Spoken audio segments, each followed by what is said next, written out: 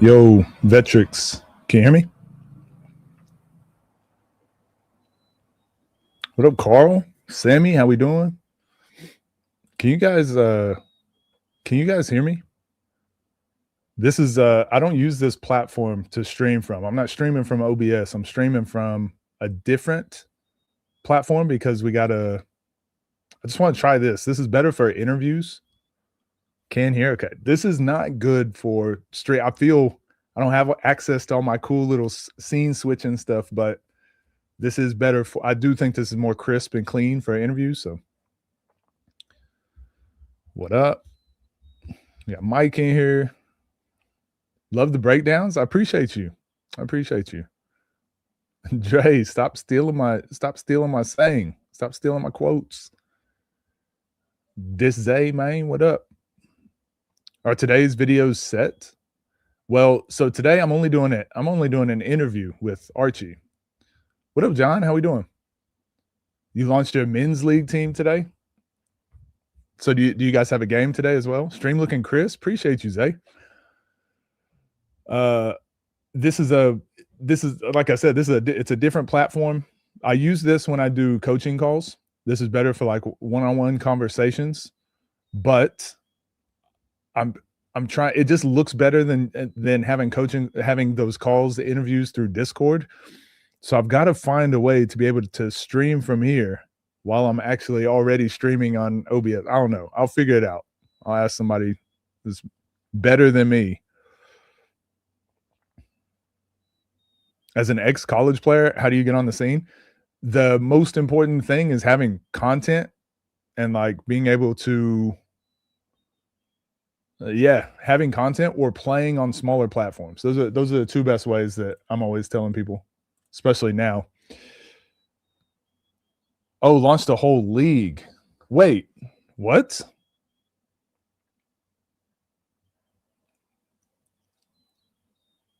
When does it start? Nas and Archie in the works? Yeah, so we're interviewing Archie today in a few minutes. This is my gamer tag. Wada Malone. Is the Nas game happening? Yeah, we'll talk about it for sure. We'll talk about it, but I kind of want to also talk about just basketball in general and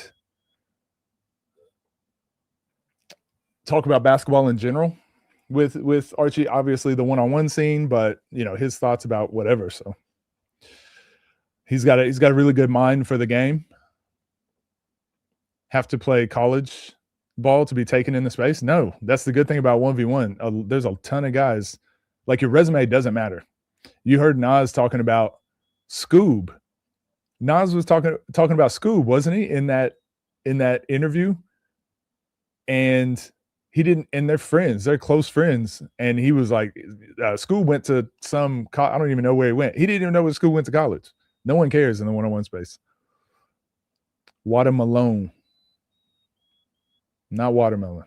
Get it right. Break down the play-in games. The Magic had a great comeback. The hard part with breaking down NBA or FIBA games, I get copyrighted straight away. So I used to do breakdowns, WNBA games, NBA games, and they copyright my channel. So Leona, what up? How you doing?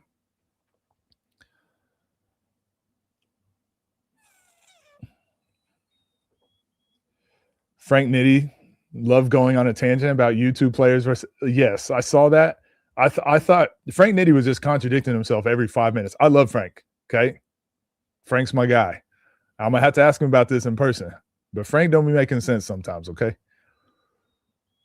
you're gonna tell Archie you got Nas. Well, this one's a little bit more of an interesting game. The Austin Rivers, I definitely have Nas, just because I could tell by the way Austin was talking about the one-on-one space that he didn't know about it. And again, I was the same. I didn't know about it until I researched and paid more attention to it. And then I realized, like, okay, I'd have to take it serious. These guys are pros. Austin not doing that, that's a problem. Archie studies. Archie watches this. Archie pays attention. It'd be an interest. This is why it's an interesting game.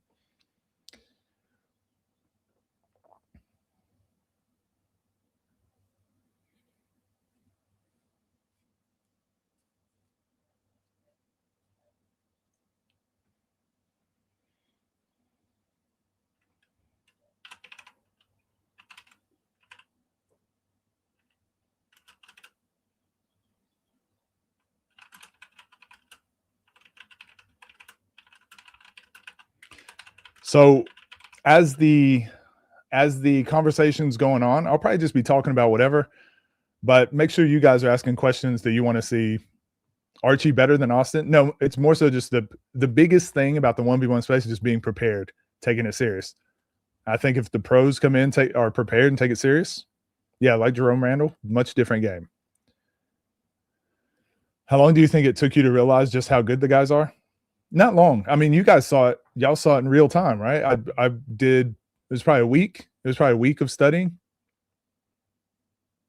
Is Archie a pro player or something? Yeah, Archie played in the NBA. He played D1 at Kansas, Kentucky, and he's overseas right now in China. Will be announced soon. I thought the date was already announced. I thought it was May 16th, right? Warm-up game to be against somebody that can't move. What's the lineup for today? Just doing an interview. Archie is way better than Austin Rivers Jr. I don't know. I think that's a different conversation. Different conversation. The CBA, yes, he's playing CBA. So I'll send him this link, and we'll see. We'll see whenever he jumps in.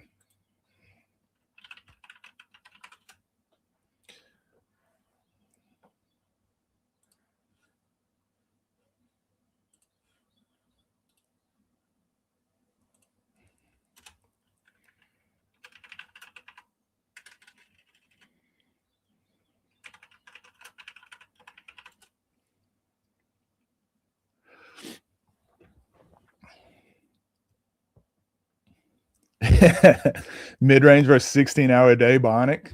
That could be a good one. That could be a good one after he's worked an event.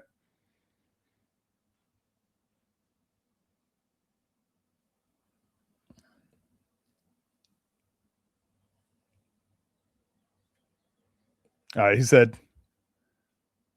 said 5 minutes. Coach really named Corey. Yeah, some people online, believe it or not, they have real names.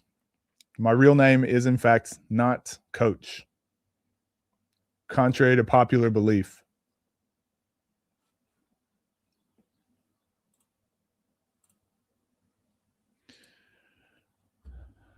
No C4 allowed, though. Make a good media personality in the space, commentary. Yeah, he speaks really well about the game. Like you could tell he thinks the game and all that. That's why I think it'd be very interesting him stepping onto the scene more so than some of these other guys. How do I think Nas will adjust? I don't know. That's some of the stuff that we're going to talk about today. That this is why it's this is why it's interesting now. Is these guys like now we really got to theorize who would win. Like the Ty Lawson game, like it was just not close, right? The first one was, but after the second time, it was just not close, but it didn't really tell us anything, right? It just didn't tell us anything. Ty Lawson was just not prepared.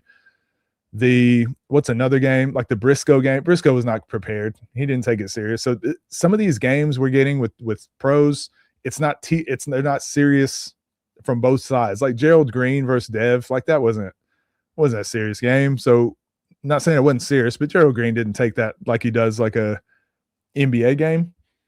So it just doesn't tell us anything. We're now getting to the point though where there are pros studying and taking it serious, and now we're actually learning like, okay, we're about to start seeing where the NBA guys, where the pros stand in comparison to the YouTube guys. So that's why I think it's interesting now. Team just lost by 5. How'd you play? Archie better than all of them? I agree. Do I agree no one's played anyone? Nas has played no one like Archie? Yes. I think Archie he'd be like the best, he'd be one of the best players to step into the 1v1 scene. Manny, come on. All right. I wasn't lying this time.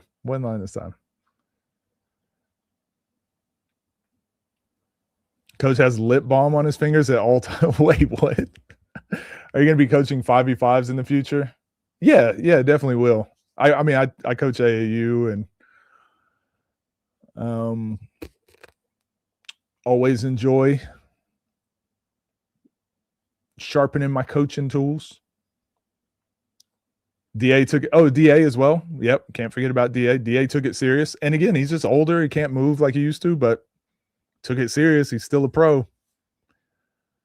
I don't think Nas would have given a score prediction if he didn't want to play Archie. Think he's trying to build up the matchup? Probably. Archie cannot physically keep up? What? I don't know.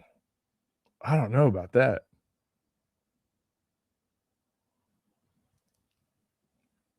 Again, I think it just comes down to preparation. If he's prepared, I think it'll be fun. But maybe you're right. Maybe there is something too, because I've never played on the one-on-one scene. Maybe there really is a barrier that because we had that interview with Mead a couple days ago. It comes out today, does it? But that's one of the things he spoke about. It's just like getting in shape for 1v1 it's just you can't do it without playing 1v1. And that's what Bijan said, the same thing. Trey Duvall, yeah. If Archie wins, who's next? I think he was wanting to play no good, right? But if Archie wins like that, the world's his oyster, right? Like he can play anyone. And there's a proof of concept that pros can step on and have like a good game. Not that people think he can't. It's more so like it's a clean game. It's a skill game. It'll open the eyes of more pros wanting to play. Mr. Coach podcast. Again, I've had this streaming platform for a while, and I typically use it just for like coaching calls or when I do interviews. I've never streamed from here, and because we're streaming, I figured like I might as well stream it. Might as well have the convo live. Isn't Nas like 28? Archie is only like 30. Yeah. Yep. This game gonna be closer than people think. Again, just because like it's just a really weird sport. It's really tough to prepare for. So it's gonna come down to adjustments. Again, like when I went overseas, we were speaking to Jasmine day before yesterday. And one of the biggest things I noticed was playing overseas, I had to adjust to like the travel calls. The physicality was different. Just the rules. You can't call a timeout during live play in FIBA. Little things like that. You can't go into the backcourt on an inbounds pass. There's a bunch of stuff like that I had to adjust to. And what I found was there's a lot of Americans that get over there and they can't adjust. So 1v1 is very similar. Some people, the way they play is the way they play. And it happens to work for 5-on-5. It happens to work for the specific level that they're at. But then they go to a different level or a different team or a different environment and they don't have success. So there's definitely some truth to it, but yo. What up, Mig? What's up, man? How you doing? I'm good. How you doing? I'm good. I'm excited to have this conversation because we didn't get to catch up much at that OTD event, but even just like the couple minutes we had convo, I could tell like the way you think the game, the way you talk about basketball. I always enjoy like soaking up as much knowledge as I can from guys like that. And I think you've been good for the space, so I think this will be a good conversation. I appreciate that, man. I'm looking forward to it as well. Yeah. How's your season going right now? You in playoffs? So it's going good. We just clinched the playoff berth today. We had a game earlier today. We just clinched the playoff berth. The regular season ends in May 17th, but we only got 2 more games because we played a lot of games at the top. Because we played 2 different leagues. We played EASL, which is like a combination of like the top teams throughout Asia and Korea, Japan, and Taiwan and Mongolia. So it's like Euro Cup and all like all a Euro that. Cup type thing, yeah. So we played that, and then we played P League, which is a domestic league here in Taiwan. It's the top one. So because of that EASL schedule, they had a lot of our games like front heavy. Yeah. So now we only got a few games to end the season, but yeah, we just clinched today. How many games a week typically do you play? See, this is weird, man. Like this is the weirdest kind of schedule I've kind of seen. So we'll have instances where like we have a back-to-back, or we'll play like 3 games in 4 days, and then we don't play for 10 days. You know what I'm saying? Like Yeah. it's kind of back and forth, but like we played, like we just played one game today, right? We don't play again until the 26th. You know what I'm saying? And then Damn. after that, we don't play again until May 9th. So Damn. yeah, And do y'all it's weird. practice every day? Yes, two. Sometimes it's 2 a days, but they 3 hour practices. You know, like our coach he old school, so you know how that go. Yeah, it's crazy. Like everywhere you go overseas, like it's so different. Like I remember when Yep. I was in England for a year, and we practiced once a week. Once a week. Once a week, because the guys, this was like a low level, but I Okay. was there for like 2 months. I was like, I'm not doing Yeah. this. But it was, you go some places it's like once a week. You go to some places it's twice a day. You go to some Yeah. places and it's, you know, like 3-4 times a day or 3-4 times a week. So I always find it interesting to see how other leagues work, and even club to club is different sometimes. Yeah, for sure. It's definitely different for sure. What are some other players over there in your league you're in now? Like that's where Eugene's at, right? Briscoe. No, so Eugene is in the CBA. That's China. Oh, So CBA. So if I was to rank like the leagues in Asia, I would probably say CBA is number one, or Japan. It's a tie between them two. Like both of them are really good. Then I think you could go here or Korea. I would say maybe here more than Korea, because here it's a little mixture of import guards and big imports, whereas in Korea they just like majority only import bigs, so it's not real diversity. Yeah. But so I would probably say here's next, and then Korea, and then you could maybe go Mongolia, Philippines. Maybe Philippines might be before Mongolia, so Philippines then Mongolia. As far as Asia, honestly, like I would have went back to China this year, but the season didn't start until December. So usually they start around September. You leave in August. Yeah. But this year they didn't start till December because of some type of Olympic thing they were doing. And I was like, man, I'm not trying to sit at home until December. You know what I mean? Yeah. So I ended up coming here because of that. But my team wanted me back. I had a couple offers in a couple other places over there, but I just didn't want to sit at home until December, and I'm used to leaving in August. Like, Yeah. I ain't gonna do that. What's the import rule where you're at?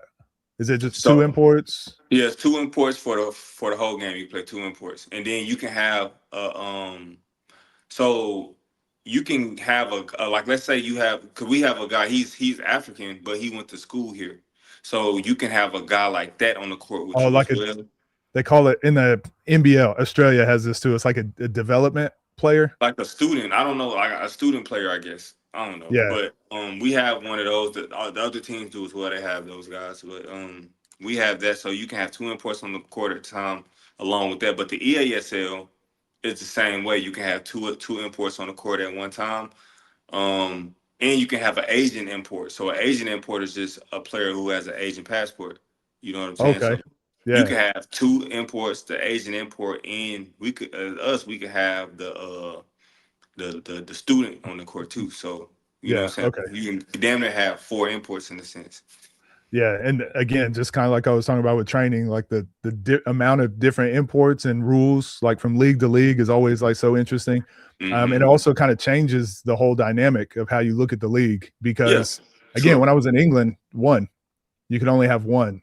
So see, that's Korea. Korea, you can only have 1 on the court at a time. So that's why I think they only go bigs. It was a weird dynamic because it was a low league and it wasn't very good, but it was the hardest pro career of my year pro year of my career, because I was expected to do everything, and I didn't have guys couldn't shoot around me. So the paint was packed. It was physical. I have to play the whole game. And then you know, when I was in Australia, the floor spaced out, like it's a lot higher level. Pick and rolls and team ball was a lot easier. So I always find that interesting. Well, anyways, the reason I wanted to have you on, obviously all the stuff that's happening with the one-on-one scene, saw the conversation with you and Nas. And the reason I wanted to have this conversation, because I feel like Ty Lawson versus Nesco, for me, didn't move the needle. If Ty would have won, I would have said, yeah, he's supposed to, he's better. But Nesco won, and I'm like, yeah, but Ty's retired. He's not the same Ty Lawson. It didn't really move the needle. Briscoe was kind of similar, because I'm like, he didn't take it serious. This was just, it was kind of like a gimmicky game. This actually feels like now we're starting to get players like you that are active pros. We're starting to get people like you that watch the space and understand what's happening. Jerome Randall, another one. I know he's old, he's my age, he's older too, but he takes it serious. He locks in, and I think the space is getting to a really interesting point to where eyes are getting onto it, but it's like basketball eyes. It's people that take things serious and lock in. So what are your thoughts? Do you think it's heading in that direction where it's going to eventually just be all pros, all people that take it serious like this? Or do you think there's always going to be a stigma with like, that's YouTube basketball, it's going to be its own thing, and it's not ever going to cross that threshold?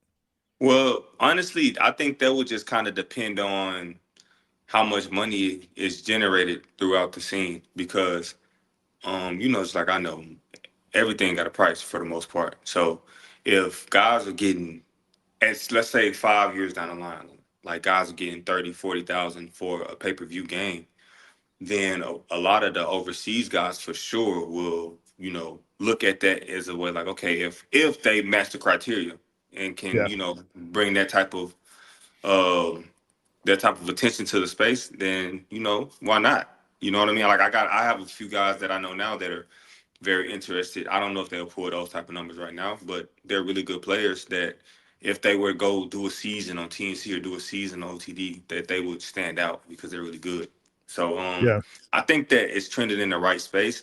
I think that sponsorships are going to be a big thing, that these platforms are going to really need sponsorships, because obviously if guys don't join, like let's say like a lot of pros don't join and you kind of continue with the guys who are in the YouTube space now, at some point you're going to get tired of seeing certain matchups because they just continue to rinse them over and over again. So because of that, you got to go get more players. And with you going to get more players, you're going to have to spend a little more money. You got to go to a couple more places. So I think you need more sponsors. I think you need more people that are really invested into the space that can help you grow, because it's a great opportunity for basketball to for another form of basketball to be spread across the world. Like you see how big, even just forget me and the Nas thing, just even before then, like you can't get on the internet and not see highlights of Nas versus Scoob or Zay versus Rob or LP versus these guys. Like you can't, especially right after an event ends. So it shows you where it's trending in the right area. It's just it's just the money that you need for anything, like anything to blow up. Really, you need a lot of money to do it. Yeah. For real. So I think that's kind of what it's gonna come down to. Yeah, I agree. I think that money will come because everyone's going to see the eyes, the amount of views that it pulls, and people are going to get interested in those types of opportunities. So, but I do think you're right. Those sponsorships keep it more stable. They make it rather than fluctuating based on which pro wants to jump in at the moment.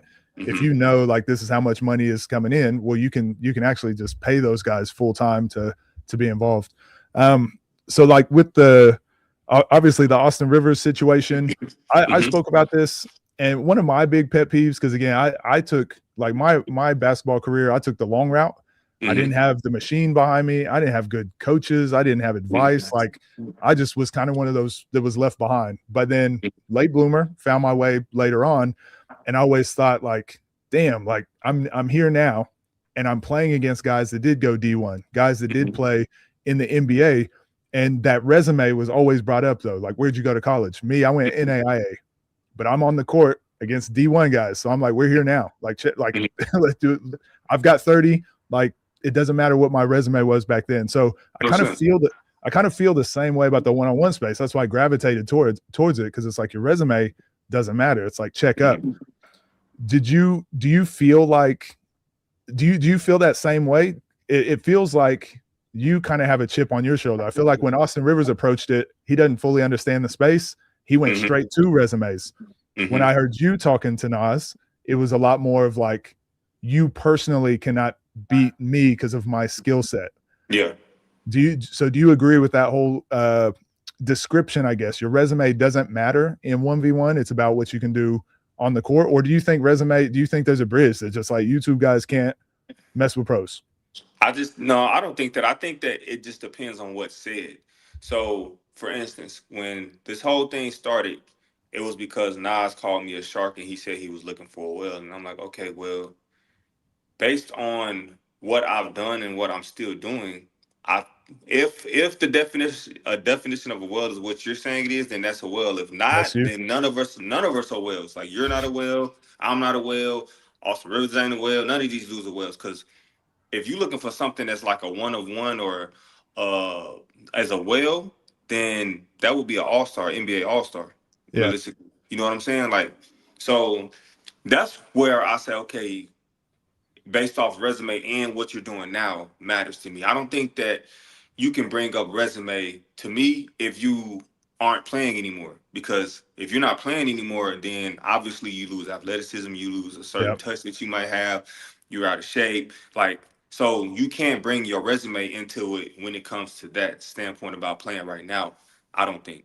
But Yeah, I agree. yeah, I don't think that resume necessarily means anything when it comes to the space. I don't think that it means anything when it comes to picking an opponent. I think that it matters what you're doing now to me, and which was always my problem with not just.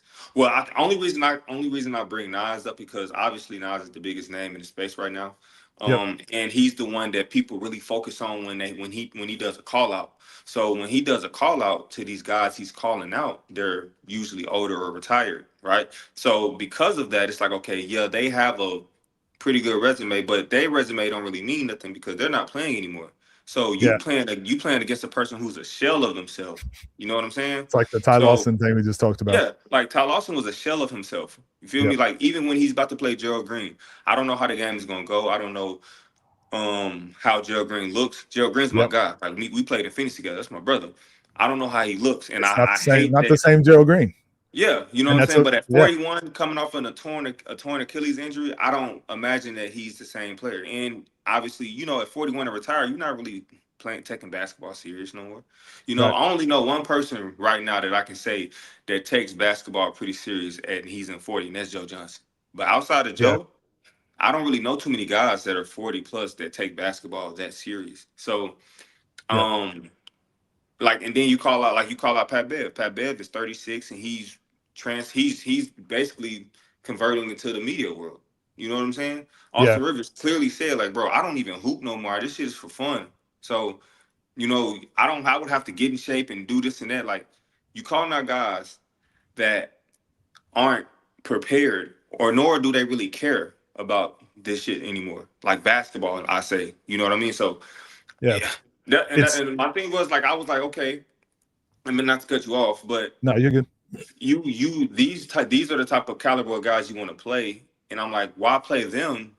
Because they are a step slower than what they were, and you have a really good chance of beating them versus playing somebody that can really give you a challenge. And it didn't have to be me. I think the same thing about Eugene. Like, why not play Eugene? You know Yep. what I'm saying? Like, you had every opportunity right then and there to play him, and you brought the money thing up, and I get it. Like, cool, but at the end of the day, if he didn't pay you that money, right? You made a bet with Briscoe. And Briscoe didn't pay you the money, and you still complain about that now. So what's Yeah. the difference? You know what I'm saying? Yeah.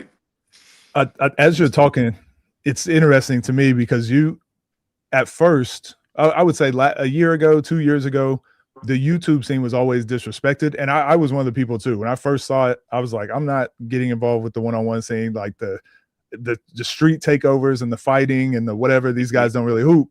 Then when I started getting involved in seeing, like, okay, there's some guys that take it serious. They're a lot better than I thought. There's some pros mm-hmm, involved. Like, okay, I understand mm-hmm, what the scene is now. I do feel like it has almost kind of gone this what you were alluding to. It's the disrespect is almost flipped the other way to where look at all these pros, look at all these NBA players that are losing.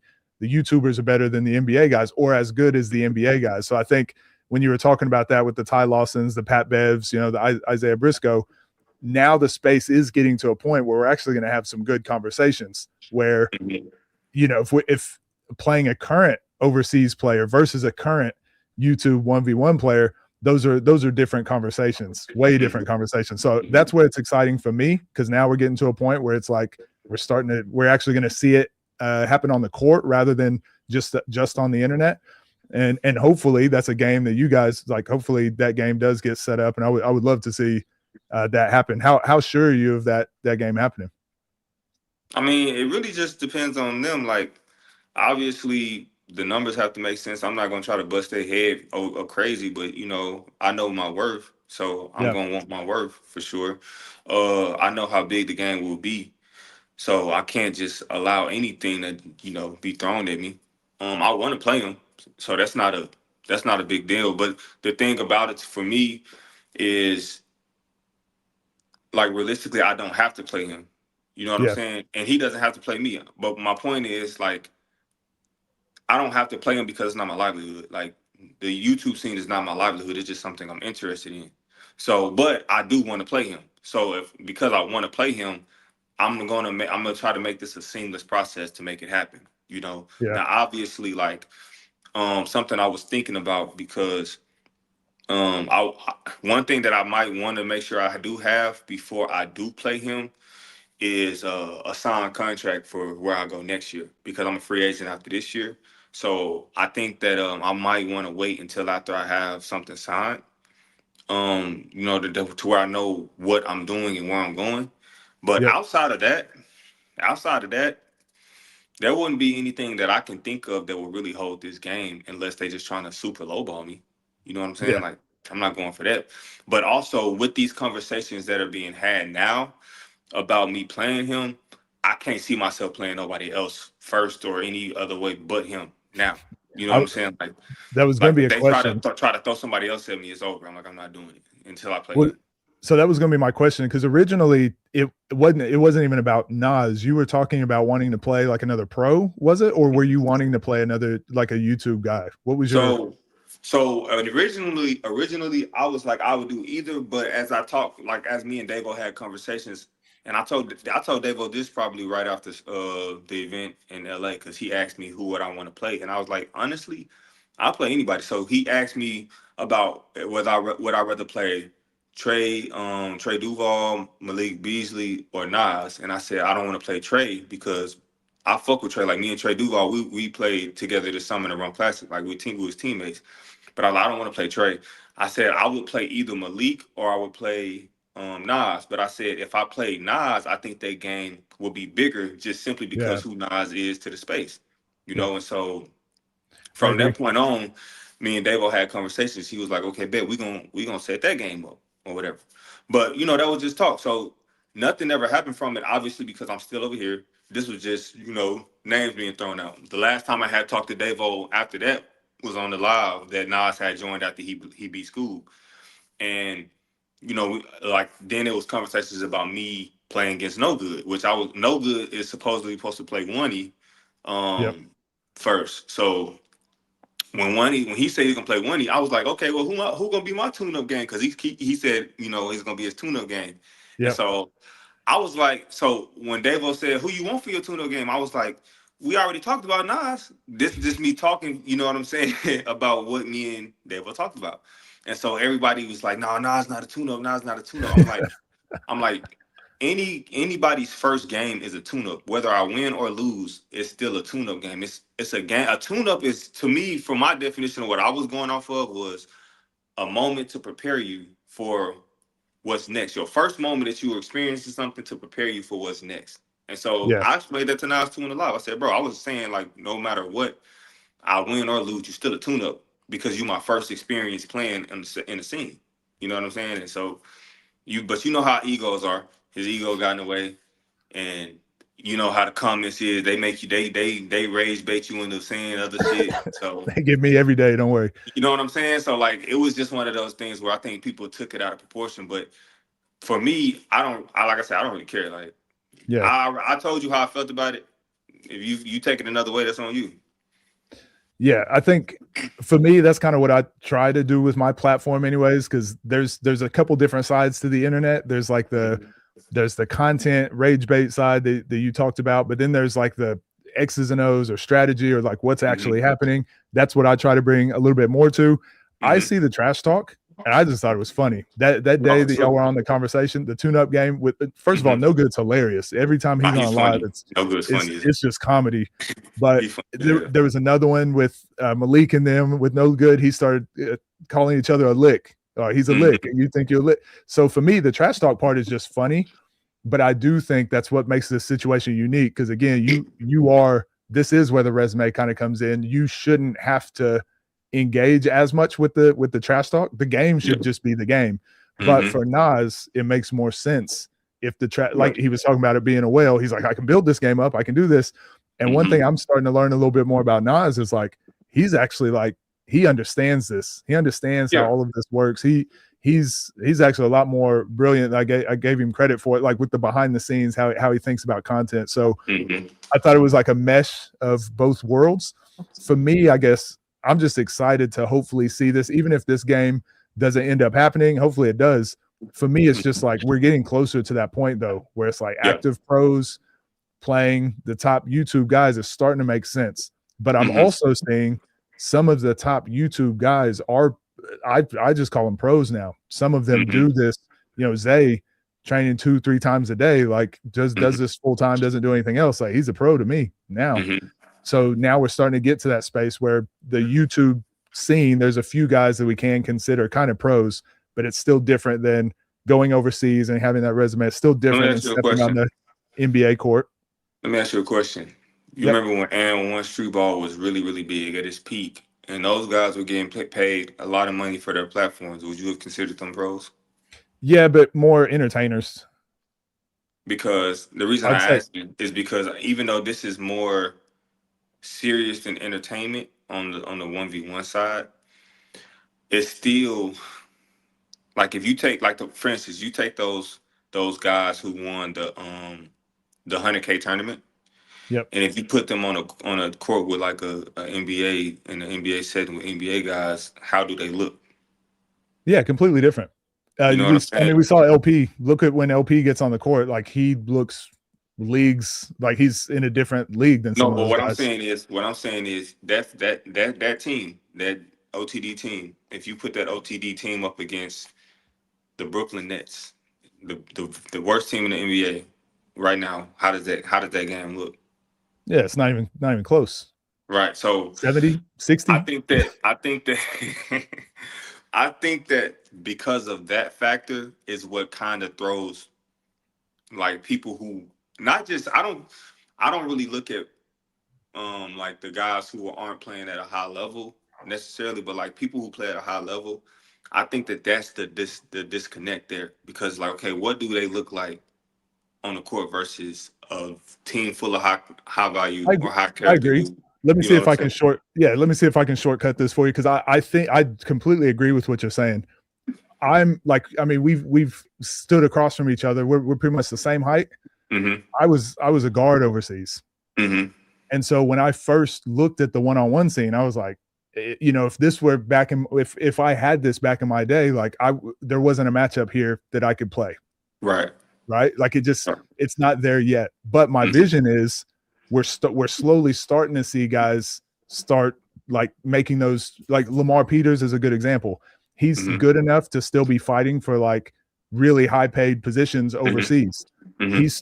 But something made him be like, this is what I want to do. And I'm like, okay, we get a Lamar Peters, someone like a Joseph Lewis who was just on the outside could still be playing overseas. We're starting to see those guys make those decisions. So I'm like, I start envisioning, will there start being Archie Goodwins that choose the one-on-one path rather than going overseas? I don't think so. Maybe not. I'll explain why. So let's just say, and this is not my salary because I don't share that type of information, but let's say I was making $30,000 a month, right? How many times would I have to play on a YouTube scene per month to make $30,000 a month? But I think again, that's how many imports are in EuroLeague, like the top EuroLeague. Every team got, I think, five or six. So it's like, again, it's like 50, 60 players. 50, 60 players. No, it's 5 times. No, it's more because it's 24 teams. All right, so we'll let's say 100. There's around 100 players, but I'm like, if you're on that fringe if you're like trying to get to that level for the 30,000 a month, Mm-hmm. what if your next choice is to go somewhere and make 3,000 a month, 5,000 a month? Well, if you got a chance to make 30,000, I don't think your next chance can be 3,000. Like, so I get what you're trying to say, but like I'm just trying to keep it relative to like reality. Like if you making 3,000, then you're not gonna just jump from you know you've been over there. You're not gonna jump from 3 to 30. You might go from 3 to like 7, then from 7 to 12, then you work your I way think from there. But I think I see what the disconnect is. I think our path, like my pathway, was it was just complete opposite. Like I had no lights or shine on me at all, mhm, and it was like I had to take every opportunity, like on the way up. And I right, start thinking like how many players I feel like I could be wrong. I feel like there's more players like me than there are like you. right, McDonald, like top, you were top 10 in high school. top 10, yeah. Like, I mean, that's so rare. So your experience and your perspective is It's gonna like be a little different. you're So like you saying you're more? for you I it's get what you're NBA. saying now. I get Yeah, what you're saying you're now. like NBA or bust. If I Yeah, don't make NBA, I failed. yeah, Whereas I think there's so many like a Nas, and again, no disrespect to Nas, but he's 6'2". mm-hmm, And if he just said NBA or bust, well, like, well, was he like he just give right, up on everything? So right. for him, it's like there are It still makes things you sense. can Yeah, achieve, but it's probably not 30,000 in top Euro League. yeah, So I feel like there's more players like that in the world than there are players like you. And right. you are For sure. looking at it as a wait, you guys aren't on my level. Like, hold on, like relax. But those guys are like, yeah, but at this thing, I can be the best at this thing. No, you're right, and from what you're saying, I agree. I think that if it's a case like that, then yes, I think that's why I say it just depends on what level you are at. So, um, it makes sense for like Nas, and it makes sense for Zay, who goes to the G League and then he'll come back. It makes sense for those guys for sure. But like, for instance, I had a conversation with Mike James the other day. I was like, yo, because I was like, bro, let's pop out this summer just to see what he was saying. He was like, I'm cool. Like, I don't need it. You know what I'm saying? Like, even talking to Eugene, me and Eugene, me and Eugene have become really, really cool over time. And he even is like on the fence of like, man, if I play Nas, I play him. If I don't, I don't. I don't really care. Like, I'm not tripping. Mm. Like if the game happened, if it makes sense, I'll do it. But if it don't make sense, I'm not gonna force it. Like, cause I don't really care. Like that's how he feels. And Eugene's making a really good amount of money in China. So me, I'm making a really good amount of money here. So and then also you got the other part of it is this. I have like we play this game, right? It's not likely, but it is a possibility that I could get hurt, right? So Yep. if I get hurt, then how what did I could mess up what I have going overseas. You know what I'm saying? And I think that other people think of it like that too, because that is like while like I said, it's unlikely, but it is a possibility. Like you can get hurt. Anytime you step on the court, you can get hurt. So let's say for instance I get paid 20,000 for the game, right? I pay 20,000 for one game, and people might be like, "Okay, well, you still making some bread." I'm like, "Yeah, that's 20,000, but that 20,000 for this one game will not make up for 700,000, $800,000, $1 million I was gonna make that next year in overseas wherever I was playing at. So like, is it worth the risk to reward just to say I told y'all I could beat this dude, like he can't fuck with me? Is that worth the risk of potentially missing out on this if this happens? So it's a lot of little things that you got to think about when Do you you are at a certain level, playing basketball over the water or wherever you play. I know even in the NBA, like only way Najee Marshall is even gonna be able to play now is if he got the for the love of the game clause in his contract. And I don't know if you know what that is, but so basically, when you sign an NBA contract, you're not you're not permitted to play anywhere outside of the NBA's facilities or something that's sanctioned by the NBA unless you have the for the love of the game clause in your contract. If you get hurt playing like pickup and it's not sanctioned by the NBA, or you get hurt playing doing anything, they have the right to void your contract. So that could stop that game if he doesn't have that in his contract. You know what I'm saying? And a lot of yep. times, a lot of people do get it in their contract, but you got to have the knowledge to know to get it. Because a lot of teams don't really want you to get it in there because they don't want you doing stuff outside of what they have sanctioned for them. So that's another thing. Like, so that could hold a lot of NBA players back too, to be honest, like from jumping into this space. Yeah, I agree. The more we're having this conversation, I'm starting to understand, just like, because again, where I was before I got involved with the one-on-one scene was like, I didn't know anything about it. I had never seen anything. And the first I had heard about it, it was like Scoob and Rob, I think it was. And my initial reaction was, they're not that good. I could beat this guy. You know, that it just as my competitiveness. Yeah, the competitive nature in you always thinks like that. It's just, and then the IQ part, I'm like, well, you just defend the screen this way and blah, blah, whatever. Like all these scenarios go through your head. And then like the more I got involved with it, the more I think I started understanding, like I said, it's the chip on your shoulder mentality. It's like the guys that didn't have the pathway or didn't have the opportunities. And I think once I started looking at it from that aspect is where I really gained the respect and appreciation I have for it. Cause I think I'm like, what if I wasn't 6'5"? Would I've been overseas? I would like to think I would, but I'm like, I probably got that opportunity because I was like naturally athletic, 6'5", but then I was a guard overseas. So being 6'5" as a guard is definitely a luxury. So when I was in high school, I'm old, I'm 38. When I was in high school, obviously I was just put in the post and just like stand there. So I think like, damn, I think about that opportunity I missed. If I was put at the point guard, I was my freshman year, but it's like if I would have played all the way through point guard at 6'5" in high school, probably would have had way better opportunities. So for sure, completely different. So I think I look at the YouTube guys at the moment and where the space is now as like Akeem, for example. He played Division II.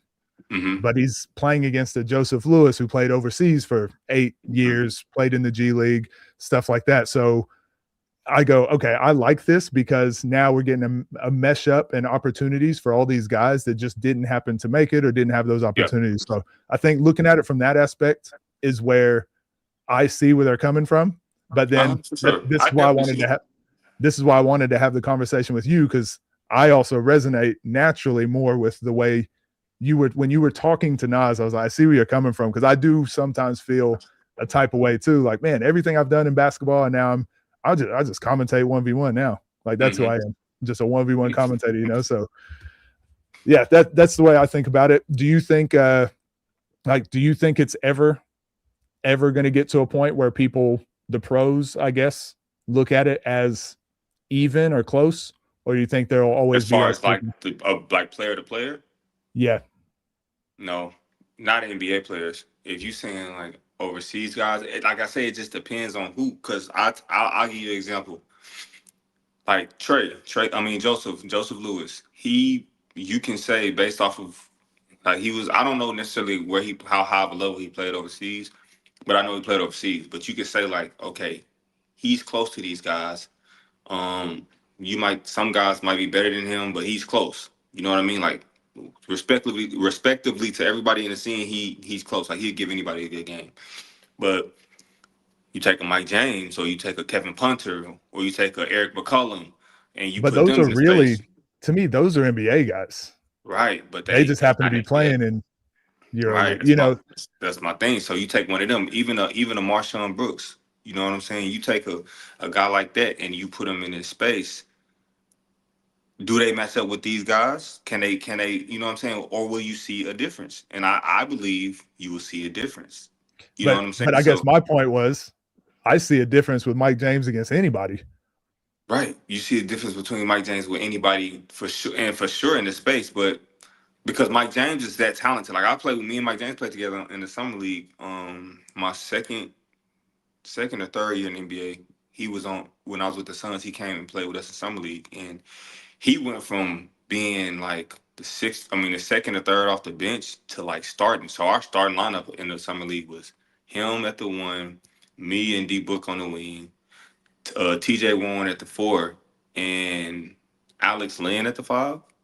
Yeah, you know what I'm saying? Like, so for him to, and he ended up being like our second or third lead scorer behind me. You know what I'm saying? For that whole summer league. Like he hooped his ass off, and then he went from there and went overseas.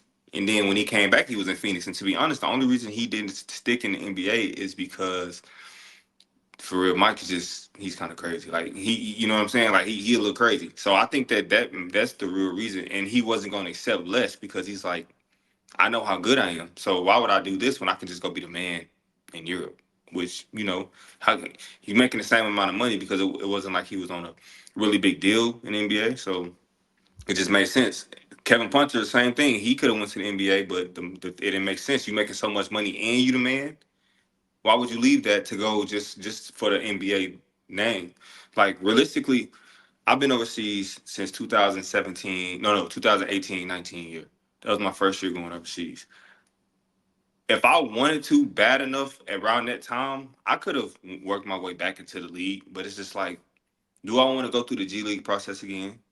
No, I don't. I do not like the G League. Not because the players aren't good and the game is not good. It's just the money is shit, and it's just I don't want to be there. Or would I want to go to Europe or overseas and go be the guy, showcase what I actually can do, and then make money and provide for myself and my family. That sounds like a better option than just trying to do the Mac McClung thing. Like Mac McClung, it's very good, and he kills the G League every year. But never get a spot. He never get a spot, and it's just like, how many times do you want to do that before you take the jump and go do something else to really make a name for yourself? Because I guarantee you, if these guys would have just stayed in the G League and tried to work their way up, a lot of these dudes in Europe you would have never heard of. You know what I mean? I agree. So, but and we don't have to. We can end soon, but this has actually brought up so many more. I don't have nothing to do. I ain't got nothing. This brought up so many more like thought processes for me now, because as you're talking, and it's helping me like understand things a little better too, just from my own understanding, my own perspective. I had a lot of those opportunities too, where once I got overseas, my goal, because again, I was a late bloomer. So once I got overseas, it was like, okay, foot in the door, then next opportunity. Like that was my goal. But I had my son my second year, and it was like instantly, like everything I wanted to do was like eventually make it to the NBA. That was my goal. And as soon as I had my son, I instantly started thinking about like, well, risk. I don't want to play somewhere where there's a high risk of, if I get injured, I get sent home. Or if I have a bad game, I get sent home. So when I had opportunities in front of me, it became like, that's when I started coaching, because I took an opportunity where I was like, well, I'll play, but I need year-round pay. I don't want to go back and forth, because I was going to have a son in Australia. I don't want to go back to America, come back here. Like, I don't want to do that. So a club offered me, and it was a lower level, but they're like, well, you can play for us, but then you can be the club director, so you'll have year-round salary. And so I was like, well, that's pretty safe, because if I get injured, like I still have that job. You get that, yeah. So it was, for me, that's what I did, along with playing for 9 years. It's like 9 years. But then again, like I said, the amount of Division I players, or the summertime, we'd be playing with all the pros. Like we used to have runs with Andrew Bogut. He would always bring like, it would be Andrew Bogut, Joe Ingles, so the Aussie NBA guys, but then the like imports or whatever. And I'm like, I'm on the same level as a lot of these guys. But for me, my choice was that stability and that money. So I think when you're talking about Mike James, I'm like, it was the same for him. To me, he's an NBA guy. I don't say he's like, oh, he's a EuroLeague guy, but he is all-time leading EuroLeague scorer. Yeah. So for me, I'm like, he's an NBA guy. He's just not in the NBA. For sure. So it's this. I feel the same though with some YouTube guys. Not yet. But like I said, LP is that first one for me to be like, damn. Like LP is like, when I first saw him, I'm like, the way he moves, the way he can shoot. The way I'm like, man, this guy, he's elite. Like I've been on the court with a lot of guards, and when I watch him, I'm like, I don't know how I guard that. So I'm like, we're starting to get to that point where there are players that are starting to choose this over that EuroLeague opportunity. And so I guess now EuroLeague, just but fighting for EuroLeague. Like I said, the fringe guys. Are you saying just because? So if Mike James what's the definition of a fringe guy for EuroLeague? Because my thing is Mike James for NBA. Mike James is a fringe NBA guy because he's not in there. No. I'm saying, what's a fringe EuroLeague guy? Because the same thing. My thing about Europe is this: even when it comes to dudes who are fringe EuroLeague guys, they're high level Euro Cup, and Euro Cup guys are making 500,000, anywhere from 200 to 500,000 a year. So I don't Yeah. know if that might be the right definition for a fringe Euro No, so league. when I say fringe, I mean there's a world where you can work your ass off and get to that opportunity. Yeah. But within that time, so it's the G League thing, right? Like there's G League guys that are fringe NBA guys, but I'm like, Mm-hmm. he's not going to get in. And but look how hard he's going to have to work to maybe get a 10. Sunday Gaines was a good example. Like Mm-hmm. how he was dominating, he was leading the league in G League, Mm-hmm. and then gets like a 10-day contract. Comes Yeah. in You to know play who for else was the like that? Bryce Cotton. Bryce Cotton used to yes, and kill he's the in the G. NBL Yeah, now going. And in he Australia. the best thing in the NBA. He's so good. But then it was like he's never going to get that opportunity. But Mhm. to me, Bryce Cotton's an NBA guy, NBA like talent for talent sure. He's talent just wise. so small.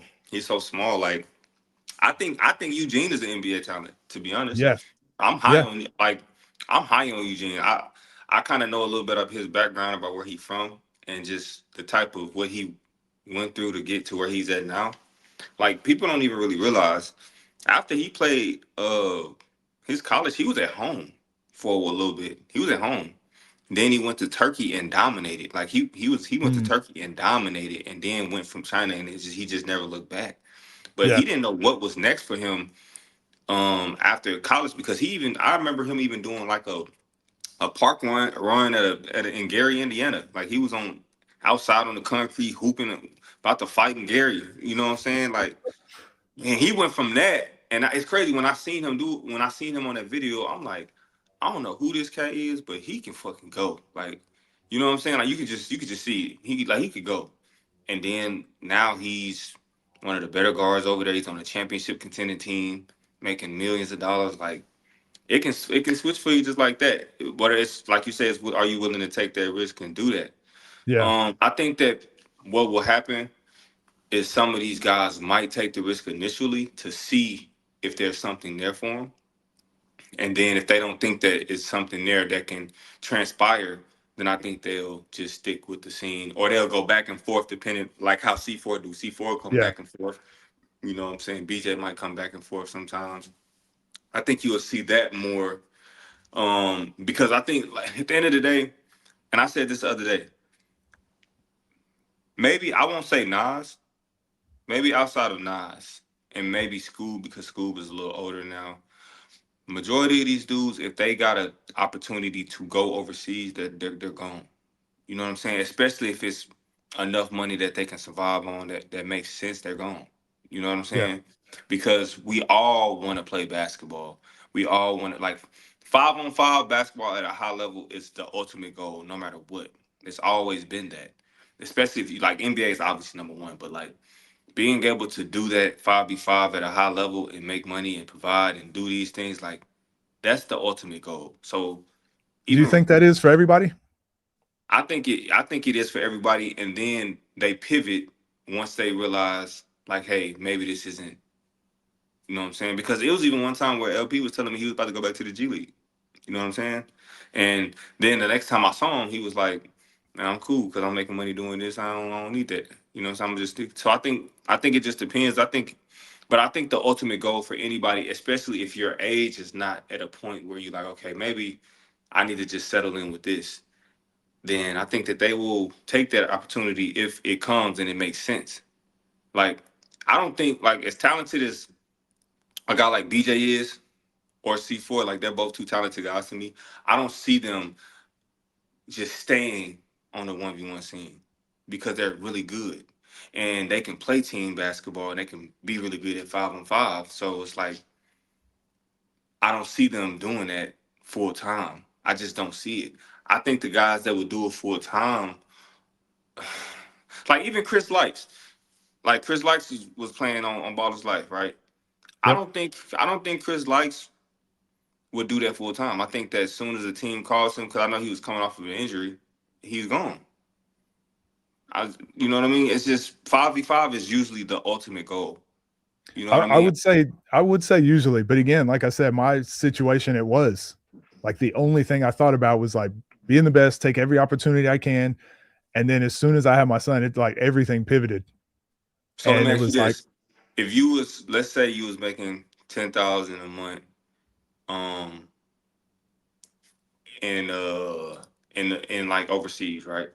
If you was making 10,000 a month overseas, and then a country, or and then like this was relevant when you were around, and they was like, well, we can give you 8,000 a month. Would you take that over the 10? No, but what if it was 12,000 that they could offer? The 12,000 here or in overseas, or the 12,000? 12,000 here.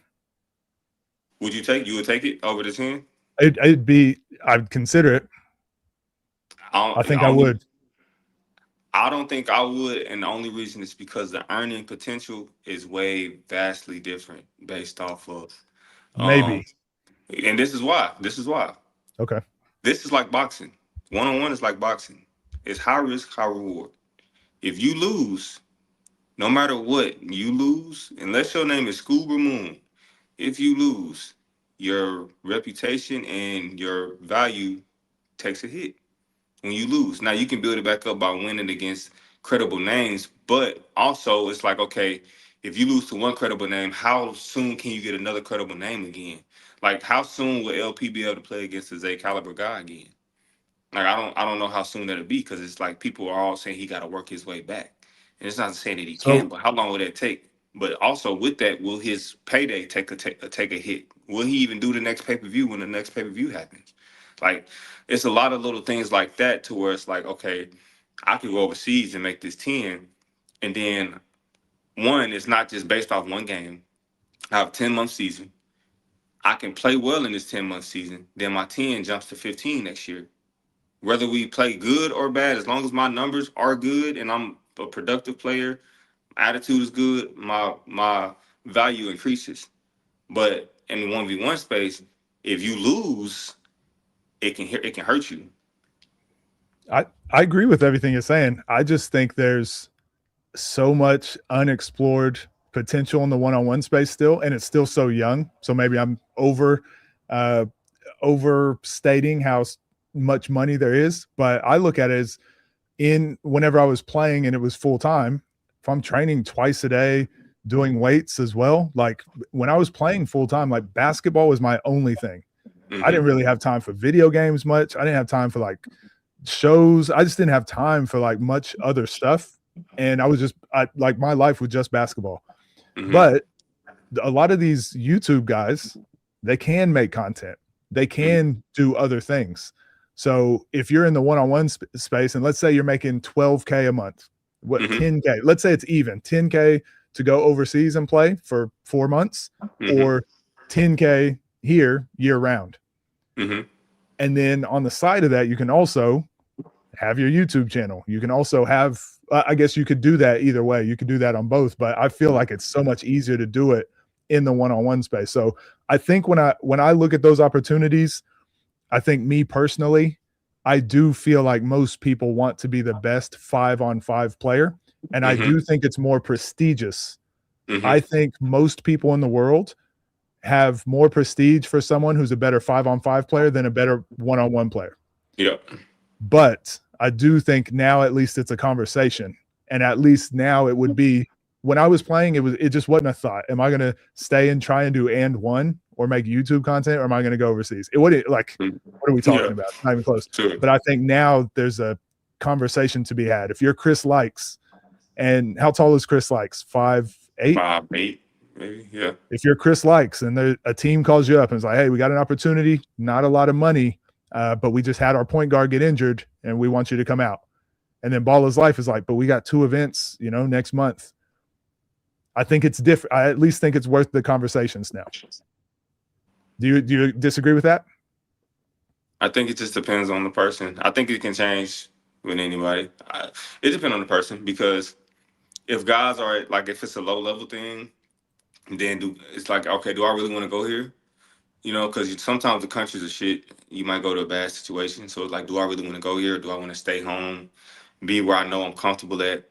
Like, so I think it depends. So I'm not, I don't think that I'm right all the way. I think that it can go either way. It just depends. The situation is different for the person, because even DA he posted on his story one day I guess somebody that worked with Rob was wanting to help get a agent contact for him to try to get him into China, in the NBL, it's like the second division of China. So it's like as much prestige as Rob has in his space, he still wants to play 5-on-5. So Yeah. like I think it just depends on the person because I don't think you could get Nas to go play overseas right now. You know what I'm saying? Like it wouldn't. I don't see a place where he would make more money overseas than he would make where he's playing right or doing his YouTube content and his 1v1s. I don't think he makes. It's a place that could pay him that much to what he's making right now. So I think it just depends on the person, I guess. Yeah, I definitely wasn't trying to get you like do a gotcha or anything because I'm, as you can see, I'm thinking through this like as well, and that's why I thought this would be a good conversation because it's gonna most of the conversation around the one-on-one space is just like toxic stuff, whatever. Yeah, So for for me, sure. I knew this would be good to like think out some But ideas and a lot of those these people who are in this 1v1 community, like the fans, they're kids, like they yeah, young. So like a well, lot of times people might see me some of them are. respond to some of the stuff. I respond like when like on our backcourt connection stuff, or if I'm on 1v1 highlights and I'm posted on it, like they post me on their page or anything like that, or even on YouTube. I mean on Instagram.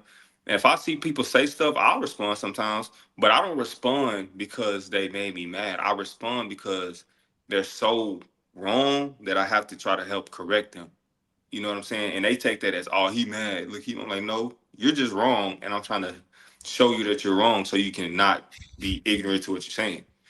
You know what Yeah, I I mean? mean, I But respond to every comment as well. I was yeah, not like, but they take afraid that of the as engagement. you mad because you responded. Like, no, just so I'm mad because I'm responding. But so that means you were mad or jealous or whatever because you said something in the first place.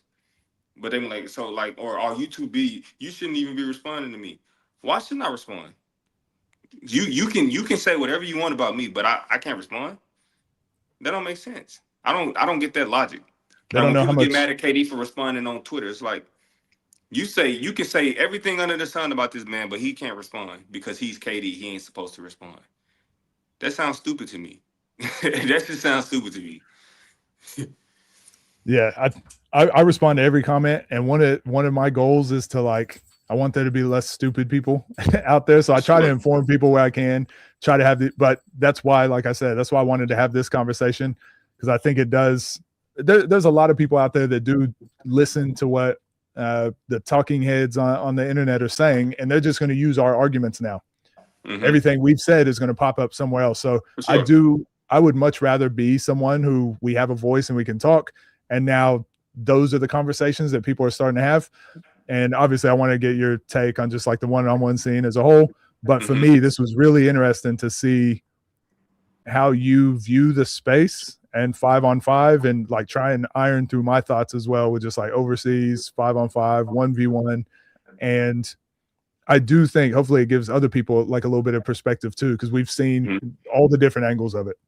Yeah, for sure. It's man, I have a huge respect for the community, the 1v1 community, because like you said, a lot of these guys come from underdog stories. Not maybe going to the highest college, going having the best opportunities to play basketball. I do think that a little bit of that is tied into limitations too. If I'm just gonna be quite honest, like some of it is limitations, and then some of it is, that mixed with just not the best opportunities. But for them to still be able to make a name for themselves in the basketball world and still have an impact on basketball, it still is impressive. Like Can I ask it's you still impressive. can I ask you on that point of limitations? Did you feel that in your career ever that you were on the court with someone and you were like, okay, there is a ceiling I won't be able to reach? Only time I feel like that is if I'm playing against a guy who's just freakishly taller than me, or like some dudes are just like a Giannis, like it's nothing you can really, you know what I mean? Like, Yeah. but for me, it was always hard for me to accept what happened to me or what I had to go through in the NBA because it just was like bad luck, So like that part sucked me for me. I would have way much rather it been a situation where, hey, I got the opportunity and I just didn't do shit with it. You know what I'm saying? Yeah. But that wasn't my case. I just got dealt a bad hand. And so when you get dealt a bad hand at that level, like a lot of people, so this is the thing too, and I don't mean to kind of be long winded, but people will say like I see some people in the comments, they'll say like a lot of these dudes could be NBA guys or they got bad opportunities. To be honest with you, the opportunity thing don't really kick in from what I've seen and what I've been through. That don't really kick in until either college or the professional level. That's where you deal with some adversity for real. If you're good. If you're good. So some of these dudes might have been late bloomers. They might not have been good in college or in high school, and then they got outside of that, and then they became good. But if you're good in high school, you're good in college. You're gonna because before in our time at least, you wasn't getting paid. You know what I'm Yeah. saying? So now you can be put in a place where you're out of position, which that happens sometimes where you play out of position, so you don't look as good. But for the most part, if you're playing in your natural position or where you're good at, and you can be successful, and you really talented, and you make stuff happen, you don't hit that politic point until you get to the NBA, because the NBA is not always about who's the best. Sometimes it's a popularity thing because who gonna put asses in seats? Then it's gonna be about who's making the most money as well. Like those owners, like I'll give you an example. My I don't know if it was my first or second year. I can't remember, but it might have been my second year. We had a stretch of games where coach came to me. Jeff Hornacek was our head coach. He came to me. He said, "Hey, Arch, I know you've been working hard, and you do deserve an opportunity, so I'm gonna give it to you. Cool. So be ready to play. Bet." We won. We had like a 3-game stretch at home. We won those 3 games. I averaged like 14 over the 3 games. Had the highest plus or minus on the team. Then the next game after that 3-game stretch, I didn't even play.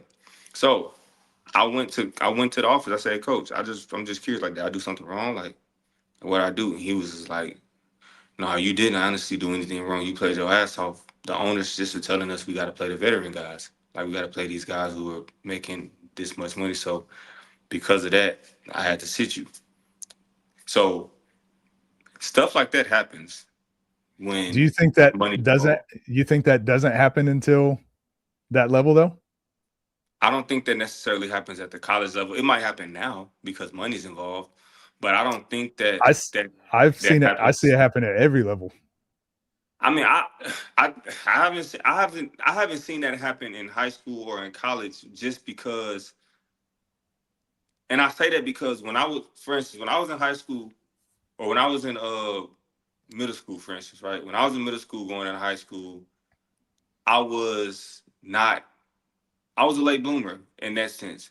Like some dudes are really good when they're young and then they kind of fizzle out. I was okay, but then as I grew into my body, I became good. And once I became good, I saw the benefit of how hard I worked and all of that stuff come into play because I was able to be better than everybody else. So if you're flat out better than everybody else, and you're not a head case, you just a normal kid, but you're better than everybody else. 9 times out of 10, that stuff doesn't happen to you. Like I just haven't seen that where dudes are just like for a fact like this dude is one of our like let's say it's a team of 12. This dude is one of our top 3 best players on the team. Like he's really good for us. We can't win without him. And then they just or he can impact the game on winning, and they just don't play him because of this and that. I haven't seen that. I don't. It could happen. I just haven't I've seen seen it. it, and look, maybe because I've just dealt with basketball on a large scale for a long time. Again, I was in charge of 300 players, so we had our senior Mhm. teams, our 2 senior teams, but then under that it was juniors, it was under 21s, all the way down to 8-year-olds, and I dealt with that all the time of player coaches that their son was on the team, and the best player they didn't like because their son was not going to start. So they benched the best player. This best player ends up quitting basketball. Like, obviously that happens at the low end, but then it happened to me in college. I went to JUCO. I had so where Keem went to college, I actually had a full ride scholarship there, Division II, but because I didn't have guidance or anything, I was like, I don't want to go Division II. I'll go JUCO so I can try to go D1. Obviously, I should have just taken that offer. I walked onto a JUCO, and we had to compete for lockers because we had 15 players and we had 12 lockers. So we had to compete for lockers. So we did one-on-one. I won the one-on-ones. And then so I got a locker. And then the coach came in and was like, hey, Jerome's going to be starting and he's a freshman and he doesn't have a locker. So, and I was like, oh, I guess I'll give up my locker. So even though like I was doing everything I was supposed to do, but because I was a walk-on, That's what I'm about to say though. You have to give up your locker to a scholarship player. Yeah. So for me, but that's okay. So in that situation, yes, because that is a political game too. So I get that. Yeah, that can happen. And that's why I said maybe college and then to the NBA. But I do agree with your point though. I just see both ends of like the best player most times they're going to find you. If you're supposed to make the NBA, like you're going to make the NBA. But at the same time, I have seen the other end of it where I'm like, man, there's a lot of people. I've played with a lot of guys. So I'm like, how did this guy not go Division I? Or how is this guy like? How did he fall through the cracks? How is he not somewhere overseas? So I do see it all the time on both ends where players get left behind. And again, I guess that's where my charitability comes in to the YouTube space, to the more fringe players. And I think. I don't know if you feel this way, but you're actually the rare case. Like most NBA players, the NBA players that were ever top 10 players, like you guys have like a different mentality, and you don't understand failure. Like you don't even know what failure feels like, because like you're like to be at the level you're at, you have to have that unrelenting like. No one's going to hold me back. I'm going to make it, whatever. But then you also have like the physical gifts, but you also had the opportunity, right? Yeah. So for you, it's like, just do the thing. It's like when Michael Jordan was trying to coach, it's like, just do the thing. Why can't you do the thing? But he's dealing with people that weren't him. And it's like, most people don't have, you're the rare occasion. Most people aren't like you. So that's when I see the one-on-one space, I'm like, I think there's far more people that can fit that.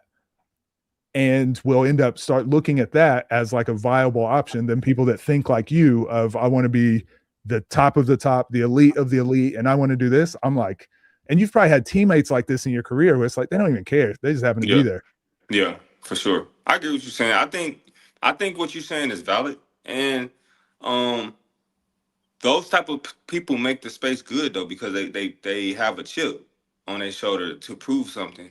So I think that it makes sense for guys like that to come into the space, because I always see guys like, even like if you look at like Dom, how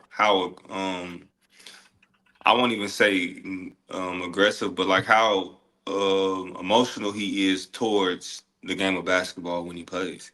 Like that's the emotion from frustration of maybe being looked at as an underdog his whole life when it comes to basketball. When Scoop first got on the scene, he had that same aggression. He's kind of mellowed out now because I think he's found a space for himself. He's still a dog, so that ain't the problem. But like he's way more mellowed out than he used to be. And I think that comes from him being able. He's a prominent name within the space, so he has something that he worked towards and he built, and that he accomplished. Like Moon, when he first came out, Moon was a hothead, and then he's became like a lot of these dudes. You can tell by the way that they play that they come from an underdog story, and they have the need to feel like they got to prove themselves. Because this is their stage, and I respect that. That's why I respect the scene. Like I respect it because I know I can see what these guys doing, and I can tell like, okay, you can tell like they playing with a chip on their shoulder. They got something to prove. And I respect that. I respect the scene through and through. I know these dudes go through a lot or went through a lot to get to where they at. And that's the one thing that kind of gives me a thrill about potentially playing, because the asshole in me would like to fuck a little bit of it up, to be honest. You know what I'm saying? Like, and that's I just like this. That's just the I like truth. Like, this. now, if he beat me, he beat me. I don't see it happening. Just I just don't. But I'm humble enough and real enough to know that anybody can have their day. You know Yeah. what I'm saying? Like, I understand that anybody can have their day. So if he does beat me, then that just blows the space up even more. But the, what I think is going to happen, if that happens, then what happens to the space is the question. Because now it's going to look like all of this was not the space being a facade, but all of this talk around him being this, and he can beat these pros, and he can do this and that. What happens So to you think those? he got more? You think he got more pressure then in a game like this? For sure, because the whole space is on his back. The whole space is on his back. So whether it will be me or Eugene, like, because we both, play at high levels. So whether it be me, whether it be Eugene, if he play either one of us, if he loses that game, it could do some damage, especially depending on how he loses. Because Yeah. honestly, if he would have lost to school at the rate that they were going, if he would have lost bad, like, that would have fucked up some shit. Like, he would have ruined Yeah. his chances, to me, honestly, at being able to get like a high level pro if he would have lost that game. So it's like Nas would have to he would have to beat me or Eugene. You know what I mean? And Like, then for you, win or lose, you just go back overseas. yeah, I'm going back overseas. Like, it's my day don't change. So Yep. I don't want to lose though. So, like, let's not. You know what I mean? I'm not going. If I'm playing, I'm going to kill. Like, it's not going to be a thing where, like how Briscoe approached it. I'm not going to approach it like that, because Briscoe, you could tell he was like, man, I ain't tripping. Like, he left to go overseas like a week later. So you can tell he wasn't tripping. Me, I'm not approaching it like that. So, I'm gonna come in there really trying, like, my goal. And I talked to Bruce. I don't know if you seen me and Bruce on live the other day. We had talked, Yeah. and I told Bruce, I said, bro, I don't want to play you or Bino or nobody, not because y'all aren't good opponents, but because whether I win or lose against y'all, that's not gonna really shake nothing up. But if I play Nas and I beat him, it's gonna shake shit up, especially if I beat him like bad. You know what I'm saying? So, like, if I beat him bad, then what does that look like for the space? Yeah. I agree. Do you have time for a couple questions? Yeah, for sure, bro. I'm off today. My off day, so I got time. All right. All right. We'll get people to ask some questions. So if you guys got questions for Archie, send them through. Alvaro asks, what are your thoughts on the bonus rules and the physicality in the ones? The bonus rules, I like the bonus rules. I think that helps to even out some of the ugliness of what you see in these games going an hour and a half, 2 hours. Like, I think that kind of takes some of that away. Um, the physicality, I don't mind the physicality, because, like, where I play it is physical like that. Like, the two hand chucks. Like, I'm at some point I'm gonna have one of our video guys clip down some of these clips so y'all can see, like, I get fucked up over here. Like, in Asia is a physical country. Yeah, So I've heard. so it's a physical country. So a lot of this stuff that they're getting hit with, I get hit with all the time. You know what I mean? So, like, I Yeah. understand the physicality, but where I don't like the physicality, or I think it takes it, I draw a line that is when a guy's in the air, you push him, or if Yeah. he's right, he outright beats you and you grab him by his neck, or shoulders. Like, I don't like those type of fouls, but the hand checking, the chesting, like, I don't really mind that. That's just like when I hoop back home in the summer. That's common. You know what I'm Yeah. saying? So, like, I like that part. I like the physical, and it's like 90s style. I don't mind that. I just don't want it to be putting guys in danger of getting There's a hurt. difference between like physicality and dirty, like Yes, dirty like play. the Yeah. dirty is that's the problem, but the physicality, I never minded that much. I don't mind it at all. Yeah. I think that's one thing I like about the one-on-one scene is like that FIBA. I always try to explain it to people. It's like, it's not that it's more physical than America. It's different.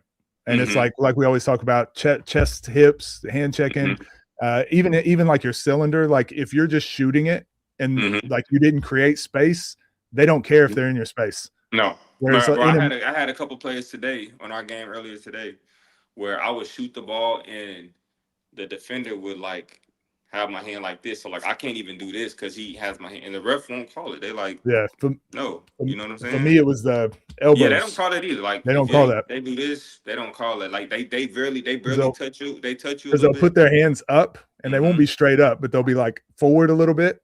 But they'll, Mm-hmm. as you're shooting, it'll be on your elbow, and it's like Yeah. They you're don't supposed to call get that it. shot Like, off. man, I get fouled on jumpers so much out here. They'll call some of them, but they be like, they'll dead ass be like, I can't call all of them. Yeah, They'll tell me, like, I can't call all of them, and they can be fouls. Like, I posted some stuff like that on my Instagram before, where like I'm showing they're in my landing space, I'm landing on their I feet or think I something. commented on that one. You know what I'm saying? And they don't call those. Like, Yeah. you know what I mean? Like, so. We got another question from Moaz. I didn't even see this. $20 or 20 somethings. So what about Rob? Where do you think he can be playing at? What's his highest ceiling? It's hard for me to say because I haven't really seen too much Rob 5-on-5 because at his height he would have to be a point guard. You Yeah, know, so I don't know how he is as a playmaker. I know what he is as a scorer, but as a playmaking player, I don't really know how high his ceiling is. Now, I think that he could play in the NBL in China, so like the second division in China. I don't know if he could play CBA necessarily. CBA is a different level. I'm not saying he can't. I just don't know. But I think that yeah, based off what I've seen from him, I think he could play NBL for sure. yeah. In And it's the and something people often think about the offense, but if you ask any like high level coaches, most things they'll say like straight away is like if you can't guard, yeah, like we can't use it. It almost doesn't matter what you do on for offense sure, if you can't guard. sure, So for for Rob, sure. he's gonna have to be guarding a lot of post players and Yeah, those post even in actions. a even in the league, like, and you know what's crazy? A lot of people will see like I'll see people say stuff about like me or Eugene or people that play in China, and they'll say, "Oh, they only averaging these numbers because they playing against these type of players and this and that." Look, that shit is not easy like y'all think. I have to play against five guys. Like the teams, like it's not like okay, like Eugene too. So you playing against five guys that the whole defense, their focus is stopping you. Their Yeah, whole game plan is stopping you. And for you to still be able to score over that is not easy. It's not easy. You know, people make it look easy because of how hard we work at it. And, you know, once you get to a certain level of confidence and you rep so many times, like any shot I get off, I feel like it's a good shot. But that shit is not easy.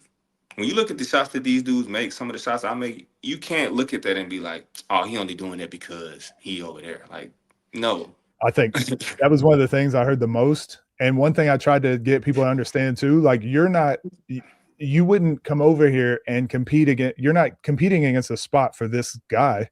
We can Mm-hmm. only have 2 imports. Right. You're actually competing against the other, 10, 12 imports in the league. You have to be better Mm-hmm. than them. So, You got to so be better than again, him. as an American, like a lot of people from America can't understand. It's like, yeah, you're looking that they're playing in this Asian league, but it's like you're actually not really competing against them. You're Mm-hmm. competing against the other imports as well. So, ask him if Nas loses against Gerald Green, does that take away from you wanting to play Nas? Honestly, it does because I wanted to be the person that knocked him off his high horse if I was going to play.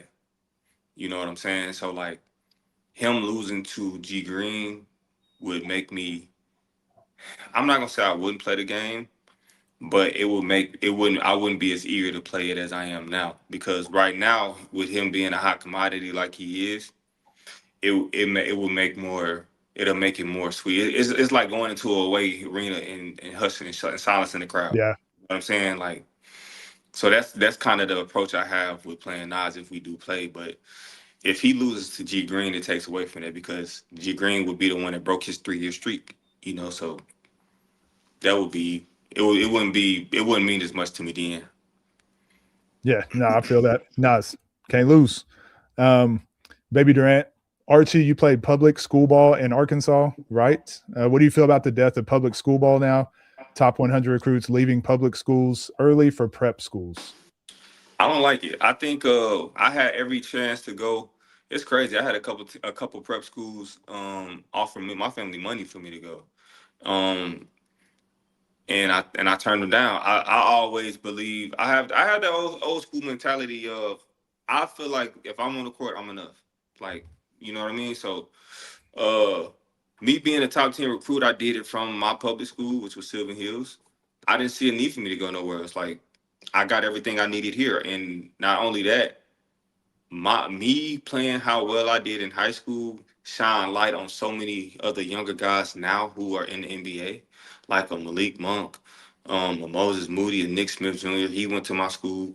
Those guys like that who came up after me, they were able to get light shine on them more because once I came out, people started like all the college coaches were coming to Arkansas. They were coming to Yeah. Little Rock to see me, or Sherwood. They were coming to Sherwood to see me. I had the gyms packed, so because of that, it brought more attention on the state. And then now Malik comes back out 2 years after me. He's phenomenal. And then it's just a floodgate. So now we Yeah. have a shit ton of like Khalil Ware. He's from that plays with the Heat. He's from Arkansas. So like a lot of these dudes, they came out after I did, but that light got shined on them because of me being one of the guys that Yeah. came out. You know what I mean? And made noise as a top 10 recruit. Because I don't think before me we didn't have a McDonald's All American in a long time. Like I don't even think Joe Johnson was a McDonald's All American. So What year were you McDonald's? 2012. 2012. Okay. Who else was on that team? McDonald's All American or Kentucky? McDonald's. Shoot, we had Nerlens. Nerlens was a McDonald's All American. Kyle Anderson was. Marcus Smart was, I think. Marcus Smart was a Okay. McDonald's All American. Uh, I just wanted to know if you. yeah, That's all right. I ain't gonna lie, that was 10 plus years ago. I can't remember everybody, but Someone Love says, tell him to list his top 5 in the space, one-on-one space. I think everybody's top 5 is the same. Yeah. You know what I'm saying? Is Nas, Zay, Rob, Scoob, and then I go Moon. Some people might go Nesco, but I go Moon. So I mean, I think everybody pretty much has the same top 5. To be honest, I think that Zay and Nas are like 1A, 1B though. I don't think Yeah. that Nas is just definitively number 1 because On- you have to take into account how Zay dominates everybody he plays. So I think there's on Swift Hoops, the ranking site, there's Mhm. 2 ways that you can look at the rankings. And if you look at it a certain way, if you click on one tab, it's got Zay at number 1. If you click on the other tab, it's got Nas. So it like even the rankings, like the algorithm has them so close. Mhm. And it's just like based on power rankings or based on all-time rankings. I think that's what it is. Because Zay's win against Nas was so long ago that it slowly decays over time. So let me ask you this. So if you do it by all time, it's Zay. Who do you If you think do will it by win that power, game? it's Nas. What's that? Who you think will win that game if they go to 30?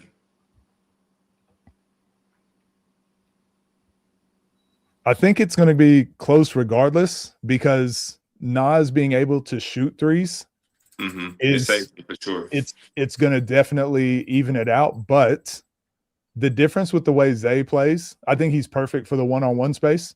The way he plays, he's absolutely relentless, and like you have to deal with him for 30 points. So yes, if Nas wins, it's still gonna be close because it's like you have to deal with Zay. You're not just gonna go in there and beat Zay. Like you gotta deal with him for 30. So I mean, I still think Zay's probably like one of my favorite players to watch, just the way he plays, and you know what you're gonna get. For Nas, he's gonna have to hit some threes. So you have who winning? Well, that's why I like one-on-one space. Check up. Check up.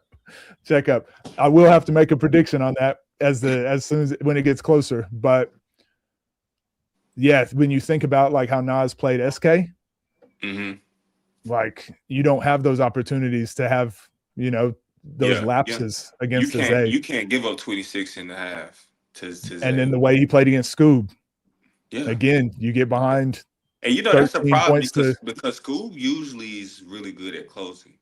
Yeah, so, but I do think, and I like the rule because I think it cleaned it up and it kept the game from dragging on to. It would have been a 2-hour game had that rule not been in place. Sure.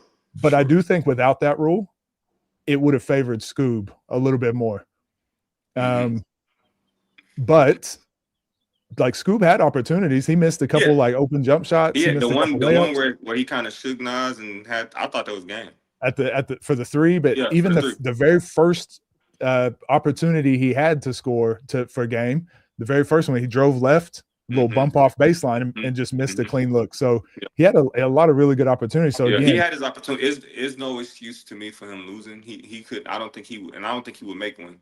Like he just he nah, if I'm looking at Scoop, he just lost. But that was as good as a game yeah, you could ask for. man, And they he both had surprised the hell opportunities. out of me. Like because Same. I thought that Nas was gonna win, but I thought Nas might win like 30-20, 30-22, something like that. But Yeah, for him to have him on the ropes like that the whole game and that was really impressive.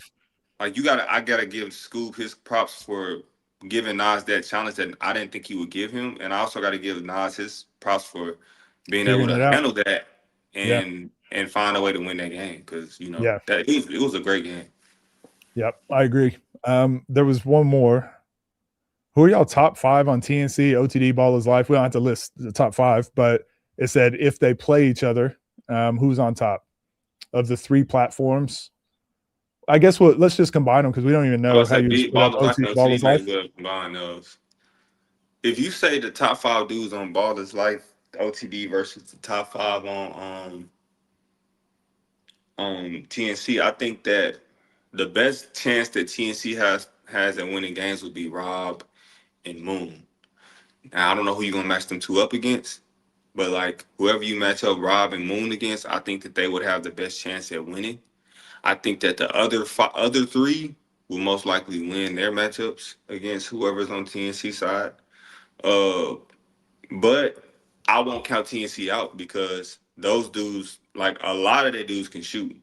Yeah. Like you know what I'm saying. So if you can shoot, you can stay in the game. And So I will say, with the bonus with the foul rule, yeah. with it like that, I actually think that makes it a more interesting game.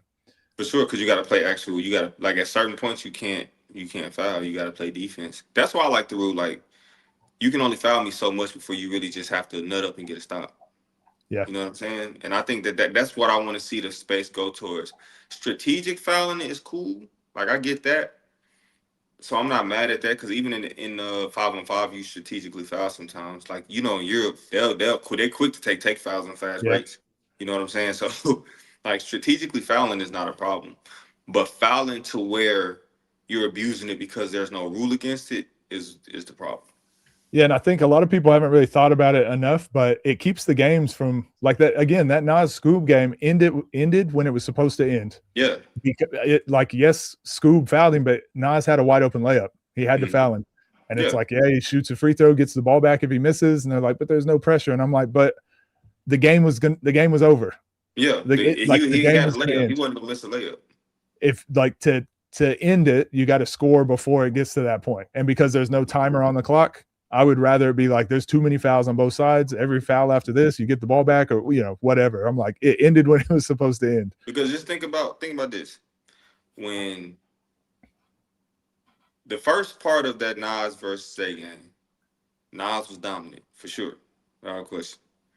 Once it turned, now, and I know it was other variables like the crowd and all of that, the water on the floor. But Oh, outside Briscoe. of that, Yeah, my bad. outside of that, once the tables turned and Isaiah started scoring, then it became a thing of Nas just abusing fouls, like fouling him. Now, Isaiah was making free throws, but imagine if he missed a few of those. You know what I'm saying? Like, Yeah. and he like that changes that game. But also, if you put the foul rule in on that game, maybe it's a different outcome.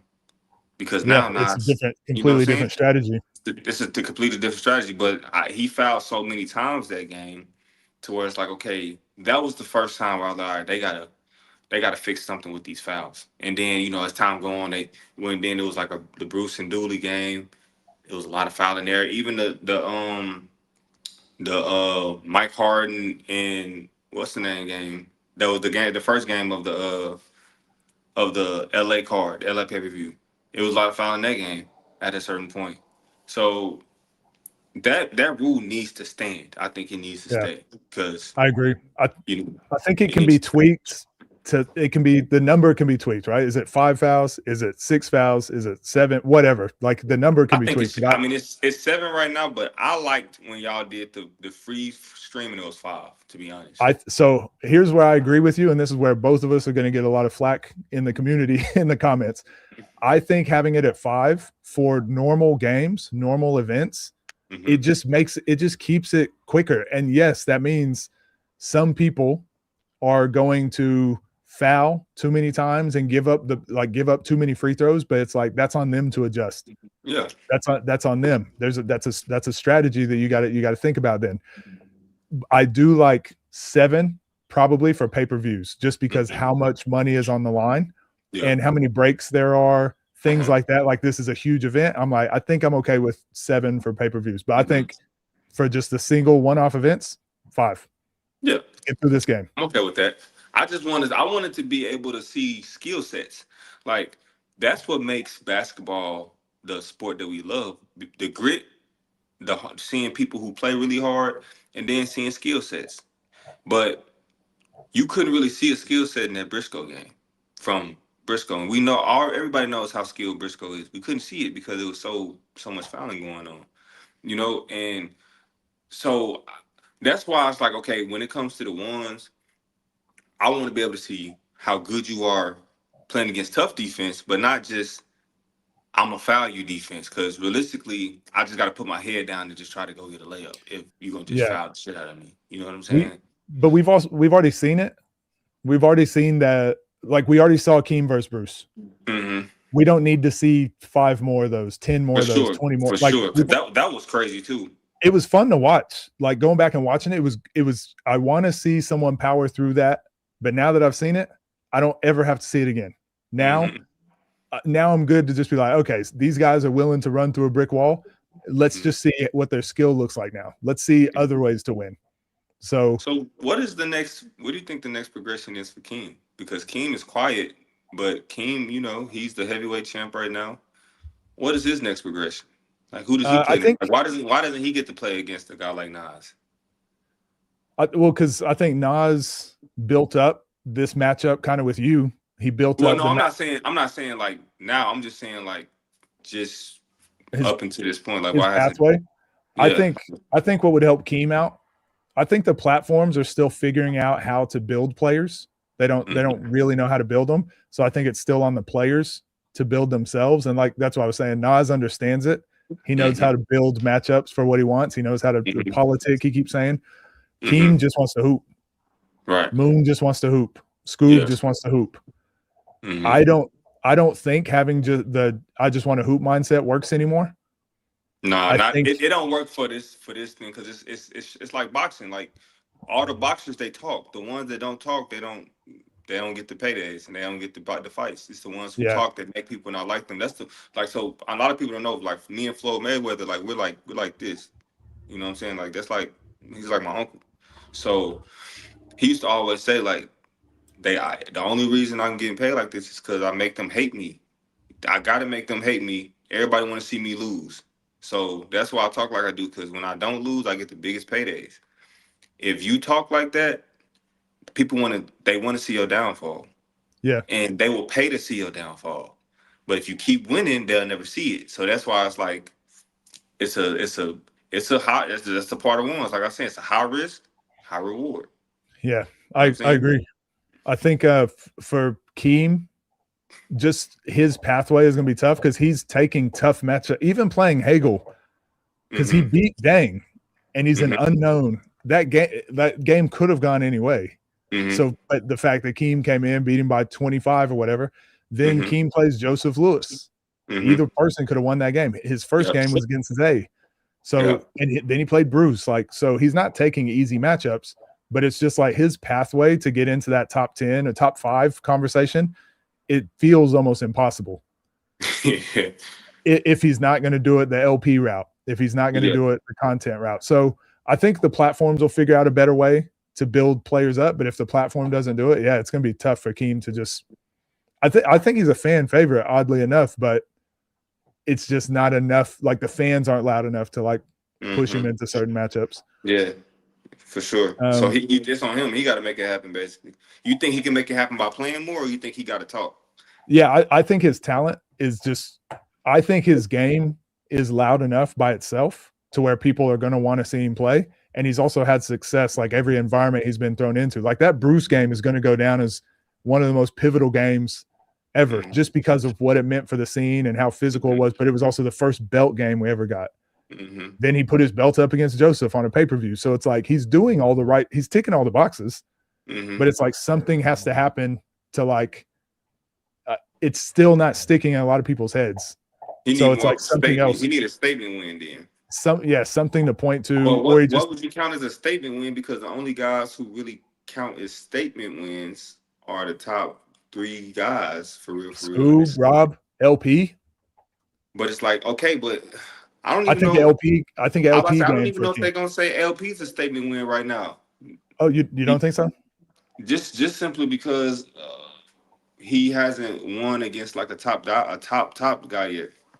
Not saying that that's not a big win for, it wouldn't be a big win for King, but I think that people in the comments would be like, okay, he beat LP, but LP then lost to this person and this person. So it's like we ain't going, we respect the win, but not, it ain't weighed as much as if he was to be like Zay or Rob or even Scoob. I don't think they'll weigh it that much because of the couple losses that he got, because they're all against them top dudes.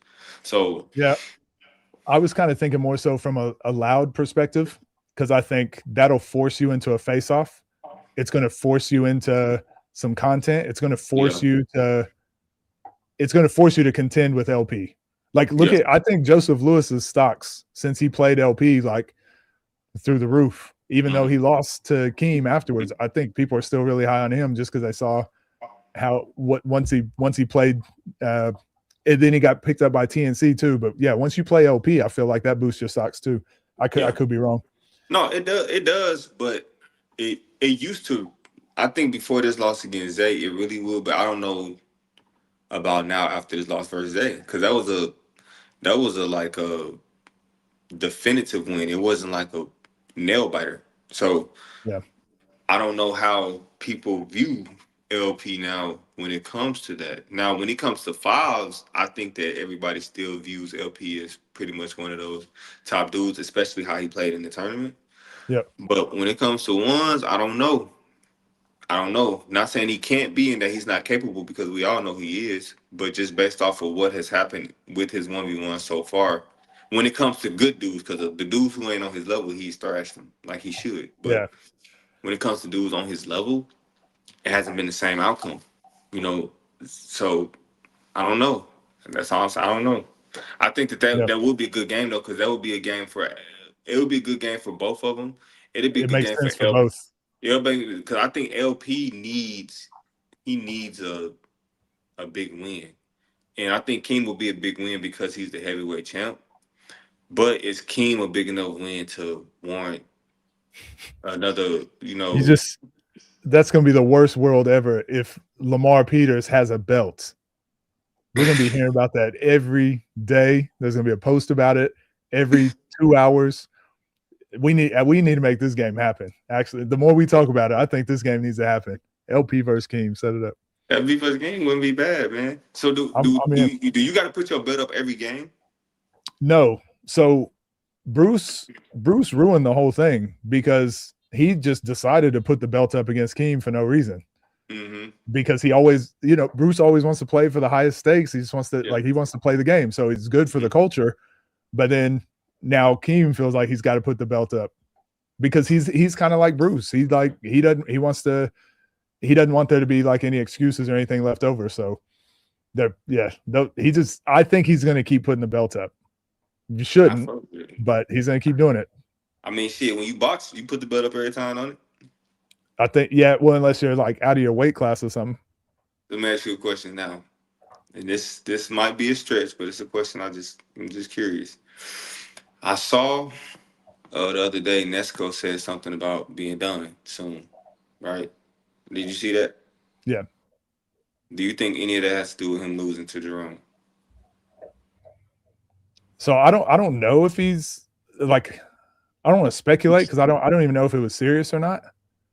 But I do think if this isn't even like a Nesco thing, this is something I've been thinking for a while. The one-on-one space has grown in the last year and a half to where, again, think about all the players we just mentioned in the last 10 minutes or so. They're like really good players. Mm-hmm. And I think if you want to stay in that top 10, now you have to put in full-time effort. You have to constantly be like, I think it's now turned into like a full-time job. And I think there's a lot of players that are getting left behind and like don't want it to be that serious. They want it to be kind of serious, but they don't want it to be that serious. So I could see that being the case. I could see a world where like he played Jerome Randall, he's a pro, you know, and that's a tough game. Then he played Meade in Pure Ones. He did get hurt, but it's like Meade's another pro. And it was 27, 20, 28 or something. It's like, okay, this is not getting easier. So I could definitely see a world where that happens. But also, I mean, Nesco said it for a long time that he doesn't want to do this forever. And he wants to get in more into the commentary side, not commentary, but just like events, like running events, building up youth. He has like a lot of youth stuff he wants to do. Like for I know he does like a lot of coaching and stuff now too. So it wouldn't surprise me. I don't think it would be like, oh, I lost to Jerome Randall, so I'm retiring. But I do think like if you see like, damn, this is getting tougher and tougher, I might as well just go ahead and transition into the other job ventures I was wanting to do anyways. That's what you're saying. One more question. Yeah, we'll do one more. This one. So, oh, go ahead. I thought you meant read one more. Oh, no. You can read as many as you want. Like I told you, I don't have nothing to do. But this is a question I have for you before we ask somebody else a question. Okay. Do you think that not even necessarily all these platforms, because I know everybody always, but do you think that all of these games being played is saturating the space in a sense? Because you're seeing so many different games, so many different players playing. Do you think that, because all of the games aren't good games? No. So do you think that is a problem, or do you think that doesn't really matter? No, I think it'll work itself out. While I completely agree, so it's two different things. Yes, there are too many games. There's too many platforms. There's too many games. There's too much content going on YouTube. But I do think the smaller platforms are going through a phase right now where it's like they're competing against each other. So some of them are going to do well. Their production is going to pick up. It's going to be good. They're going to start getting good matchups. And then that becomes another platform that you trust and you spend your time watching. But then there's going to be a lot of platforms that fall off and can't keep up. So I think that problem is going to fix itself by there just being too many games. But at the same time, you look at Judgment Day, and that was the most like successful pay-per-view event. And it was the most recent one. You look at Pep's event coming up. Like I'm definitely going to be watching that with all the NBA players and whatever. So I think, yes, there's too many, but I think it'll work itself out. People are going to stop putting time into events when they realize they're not making much money. Right.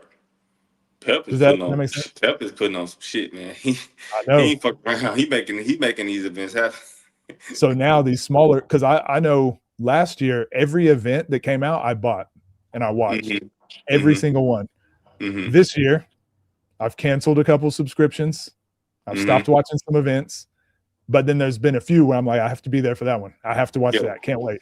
So I think that's going to happen. I think most people are going to start making those decisions, and then those platforms will just stop posting.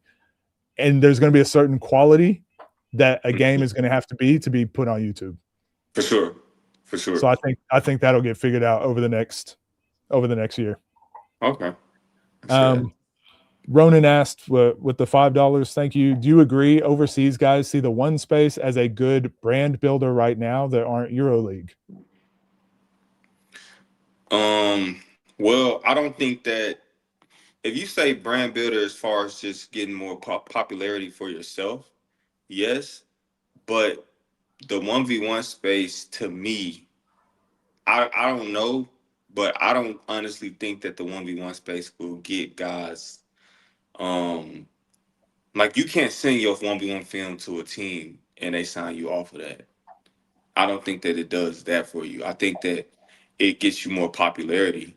Like I think that within people who look at the space. So like even with me, like I've especially with this whole Nas debacle, I've gotten a lot more traction to my page, and just even since I've been talking about ones in general, I've gotten a little more traffic to my page uh, on all my social media platforms. So I think that it does that, but I don't think that it can. Like I said, I don't think that it does much for you as far as trying to get a job overseas or something like that. I don't think so. Yeah. Leonid asked, Archie, do you already have a plan for the game? Scoob was successful forcing Nas to dribble or drive to the right. Are you going to use this strategy? You don't have to give away any game plans if you don't want to either. No, I don't.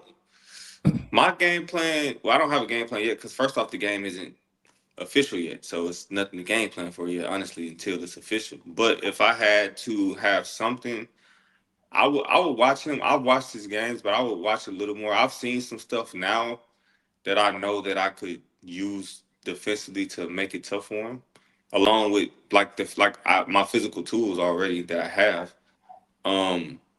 But the biggest thing for me, even just in general, is when I watch ones, a lot of guys tire out. But those guys tire out to me because they try to do too much.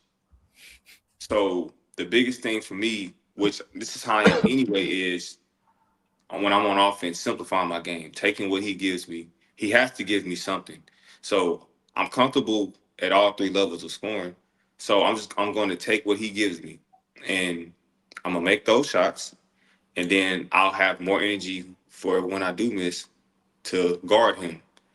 But I'm not going to be the guy who does like 3 or 4 moves into a shot because unless it's necessary. Like I'm not going to counter unless I have to counter. But if he doesn't make me counter, then I'm just going to shoot whatever shot he gives. But I also know how to create space and to make an illusion to where he might not think I'm open, but I know I'm open. So like I have little things that I can do that I know of, little nuances I have that if that game happens, I'll be ready for sure.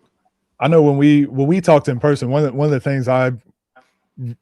things we both said, but there's so much more room for the space to grow with that sort of thinking, like the efficiency side of things. And again, you alluded to it, but when you're playing overseas 5-on-5, like teams are game planning against you. So I went through a phase in my career, like early in my career, like I wanted to get to the basket. I was trying to duck my shoulder, get to the basket. So every pick and roll, they just went under the screen. I can shoot threes, but am I willing to shoot at a high enough percentage to force them to change their coverage? Right. So it's not just shooting threes and being able to hit them. It's I've got to rep that out to where they know if you go under, I'm shooting this three. For sure. So now they change their coverage and now they're icing the screen. They're blitzing the screen. And it's like, okay, so now I've got to plan for that. Now I've got to plan for that. So then when you end up playing, it's exactly what you're saying. You take what the defense gives. Nothing more, nothing less, but I'm playing for 40 minutes, so I've got to be efficient this whole time. So I think there's a lot of guys in the one-on-one scene that they're really skilled and they're really talented, but a lot of them rely on their tough shot-making ability so much. And it's like that should be just when you're forced to, when you have to, that little runaway, one of my pet peeves, that little runaway dribble everyone does. And I'm like, if you lose the ball and you have to run away and get it, okay, that's when you can get into that bag. But everything else, like your triple threat, being able to get downhill, once you get stopped, and this is something Zay does and not many people do, once you get stopped, can you just give a little bump and get your hands free? And most people still can't do those things. So I do think there's a lot of room in the space to grow for that sort of stuff, but I do think it's slowly getting there. Again, watching Scoob in that last pay-per-view, I was really impressed by how much he added to his game. Yeah. And so some of these guys are still improving, still adding to their game. I think it's incredibly impressive. But you know what's crazy? Even when I watched Scoob play, he had a hell of a game plan. But it was still certain possessions where I'm like, he didn't get a good shot off because he tried to do a little too much, And it can happen. With Scoob, though, I say this: would you change anything with his offense versus that game, or just in general? Just in general, like, would you coach him to play differently? Because I feel like the way he moves is not efficient, and I talk about this a lot in my breakdowns. But I feel like when you change the way he plays with certain things, it might change too much. Mm-hmm. And it's like Sometimes he do a little too much, and sometimes he get it. You can tell he gets a little too ahead of himself, and then it forces him to shoot something he really didn't want to shoot. So you're like, you know yeah, what I'm saying? 'Cause he moved a little too fast instead of analyzing what he should have did. Like to me, like as I got older and became a really like more efficient player, I started really looking at basketball like, okay, this really is a game of chess. Like, yep, okay, I'm I'm comfortable if your hand is down to shoot this shot. If yep, I make one or two, now you press up. If you press up right, I know what I like to do going right, whether it's me getting to a pull up, me getting to the rim.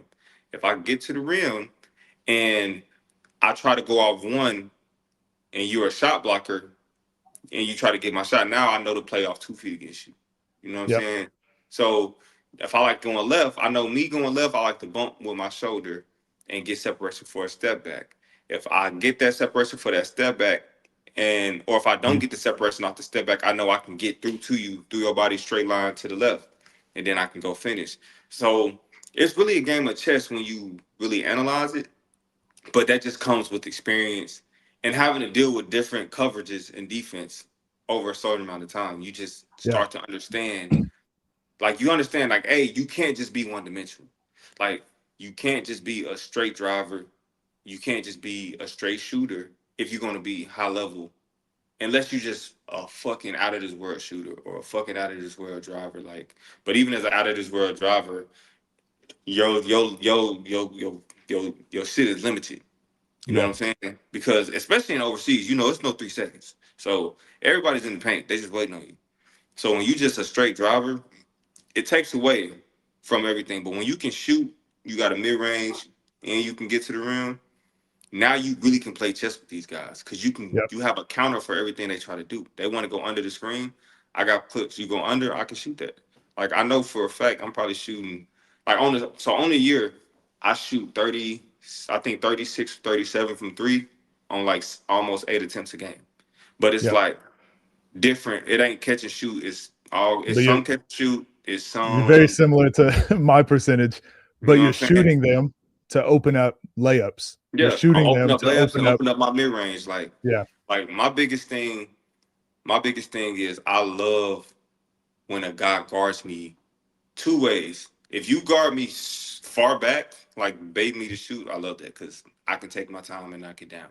If you guard me super close, I like that because I'm so good at straight line driving and I'm quick and I'm long to where one to dribble, I'm at the rim from the 3 point line, one or two dribbles, and I know how to cut your body off to get to the rim and lay it up. If you play me in between, I like that too you because gotta what I gotta do guess. is It's a little bit more of a guessing game, though. it's a little bit more of a guessing game if you don't know how to eat up space. So I know how to eat up space because when you play in between, all I'm gonna do more times than not is jab at you, get my foot in between you and in the rim, and once I jab at you this way, you in between my shoulders here. I'm gonna throw that shoulder there, bump you, and now I got the space, and now I got my shot. So Yeah, I just kind of play like that. So I have something I can do for whatever you do. But that comes over time of learning how to play. You know what I'm saying? yeah. I call that like a rubber band. Like I always try to keep the rubber band pulled tight. Mm-hmm. So if you're just backed off, like that rubber band is pulled tight because I already have a closeout. I can just shoot Mm-hmm. it. So now if Mm-hmm. I do a shot fake and you start running towards me, it's just like I can always get by you on a closeout. Sure. If you're really close to me, I have to create some tension with that rubber band. So exactly what you're Mm-hmm. saying. If I start moving and I give you a little bump, well now that rubber band is tight again and it's like Mm-hmm. you got to close that space. Once you have Yeah, to close that space, I can go right, I can go left, I can hesitate sure. into my shot now. For So sure. this is like what I do with my breakdowns. I try to like think why they did a move or how it builds up into another move. And Mm-hmm. it's funny. I don't know if did you watch Zay in that recent Yeah, I watched Toronto it. game? And you see he just did the same move every time. He just Yeah. goes left and then spins back right. They do the And it's same thing. like, He's gonna go left, spin back, float, or if you bag up, he's just gonna shoot a catch and shoot three. and Same. you can tell now the defender just kept letting him get to the same spot. And it's like, you have to at least just force him to do something else. He still might be good at it, but just do something else. But then you watch what Zay does. As soon as he went right one time to that elbow, Zay just turns all the way left and is like, you got to go full speed left. And he couldn't go left. Mm-hmm. And so I do think that's where the gap in the one-on-one space is closing, is you're starting to get guys like Zay that do start thinking the game like a pro thinks of the game. The difference is still Zay isn't 6'5" thinking that way. He's not 6'5" elite shooter thinking that way. But I think we're slowly, other than the physical, like just genetic gifts, those guys are starting to think like pros now, which I really appreciate. You can see the skill development coming in these guys. Like from the time Nas first got on the scene to now, I see he's gotten a lot better. From the time I first seen Scoob, he's gotten a lot better. The first time I seen Zay, he's gotten a lot better, because Zay wouldn't even shoot at all when he first got on. Yeah. Like, you couldn't pay him to shoot it. Now he's actually shooting it and believing he's gonna make it. And his percentages the last few games, I think he was 4 for 9 in the pay-per-view. I think he was 5 for 11. Those are good percentages, 44 and 45%. So he's more confident. And then even against Bruce in the pay-per-view, I think that was Summer Jam. He shot good, and that I think he was like 4 for 7 or something. So I think he's starting to figure it out, and he's gotten better. I think Bruce has gotten better. To me, when Bruce first came to the scene, I didn't think he was that good at ones. I thought he was better in the team-oriented space. But now he's become a more consistent shooter, to where you got to respect his jumper more. He's always been a pretty decent mid-range guy, but as far as just shooting the three, he never really wanted to really do that. But now he shoots it, and he can run them off. So I think all these guys are getting better. You see him in the gym. I always see Dev in the lab with him in the gym. So they're getting better. I think that they just got to continue to learn the game of making the game simple. And I think that's the best thing that Nas does better than them. Super efficient, super simple. Super efficient and super simple. And I think that's why he beats a lot of dudes. Like, if you, like, when he played against Kyrie, when he played against, who else was that? I can't think of what, but I know for sure when he played against Kyrie was just giving him the shot. He wasn't wasting no. Like, if you're gonna give me stand still threes, I'm gonna just keep shooting it. Like, I'm confident I can make it. I'm gonna just keep shooting it. But sometimes that guys will miss 2 or 3 in a row, and now they want to divert to something else. You know what I'm saying? So, and that's what I like about him.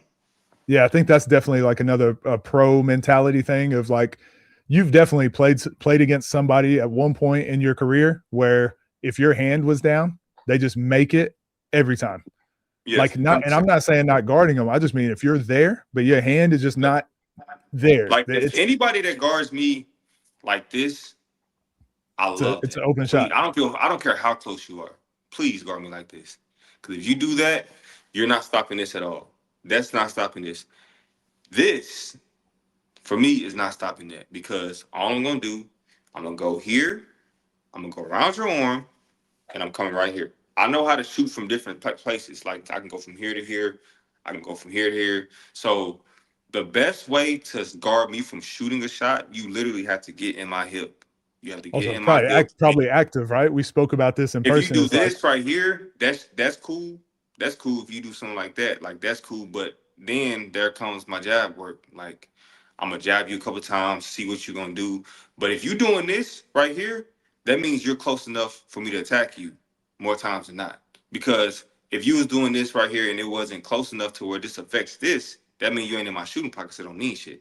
But you got to be you got to be close enough to be in my shooting pocket to do this. So if you're that close within my shooting pocket and I'm going here, I'm just waiting to see when you move, or if you're going to come a little closer, because I'm acting like and then I'm by. Because you in my shooting pocket right here. So now that means you're close enough for me to drive. You're doing the Kobe stuff now.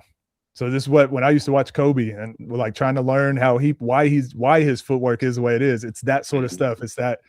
So the one-on-one scene right now, most of the players, and I say this with a lot of basketball players, most of them are out there just running around. But the one-on-one space right now, most of them are like the Dre guy that Zay just played. They're just going to play. Yeah. We're getting to a point where they're the next level, where they're Zay now. Zay is like, I'm doing this one thing the whole time, and you can't stop it. The next point is now what you're saying, and what we're talking about, of like, these guys, if you force him right, he's got answers for that. If you force him left, he's got answers for that. If you back up, he can shoot a high percentage. But both players being at that level is the part that I'm excited for the next phase of 1v1. Because now, and again, I felt that with Keem and Joseph Lewis. You can't just send him one way. You can't just do this. But there's still a lot they can learn with like the triple threat stuff you're talking about and being a little bit more efficient. So that's the part I've really been enjoying, is like people are starting to get it and they're starting to really understand high level scoring, but in a one-on-one setting. It's really interesting to see. No, it's dope. It's dope to see the progression. You see it for sure. You still got dudes like you say that do a little too much, or looking for views. I think Scar used to do a really bad job of that, trying to get the home run play. I think he's gotten better at taking what the defense gives him. He still has lapses, but I think he's getting better. He's still young too, so he got time. I would really like to see Scar though, because Scar to me is one of the more skilled guys, especially with the ball in his hands. I would really like to see Scar be able to make noise to be considered a really top guy, because he has the skill set to me to do it. He just isn't there yet. You know what I mean? It's just it's the relentlessness we talk about. It's the efficiency and finding that, because I do think now we're also saying, well, what does Keem need to do to get more games? And it's like be more flashy and be. So it's like there is a balance in one-on-one. Not necessarily, because they're not flashy at all to me. But like even with what he's done in his career, no one's really talked about him much until this last. Like finally, now people are giving him his respect really for the LP game. Has they always been known consensus top 3? Yeah. To me, yes. Well, for me personally, he's one of my favorite players to watch because of the relentlessness, the angles that he takes, like just the way he plays, the efficiency. But most people in the one-on-one scene, like he's just quiet. He's too quiet, and his games aren't loud. You know what I mean? Yeah. But I do think it's getting more to that point where I think people appreciate the winning now. They appreciate what it takes to win games and be good for a long period of time. For sure. I'm gonna have to go soon. But did you have anything that you wanted to address, or any other things that you wanted to say before we get off here? Only thing I want to say for anybody in here, I appreciate y'all for listening. I hope anybody that's listening to what I'm saying they're getting a better understanding of who I am and my perspective on basketball. Because I know sometimes people might think that I'm coming off as a guy and I don't even know how. But some people think I'm a little arrogant. I'm just like, I don't know how you think that. But my perspective on I love basketball in all forms. I love basketball from 1s to 2s, 3s, 4s, 5s. I love basketball. I watch all type of basketball. So I hope that with me talking, y'all can kind of understand more like, hey, this guy really does watch basketball, have a high IQ of the game, and I really love every nuance of it. I respect everything about it. I respect the scene.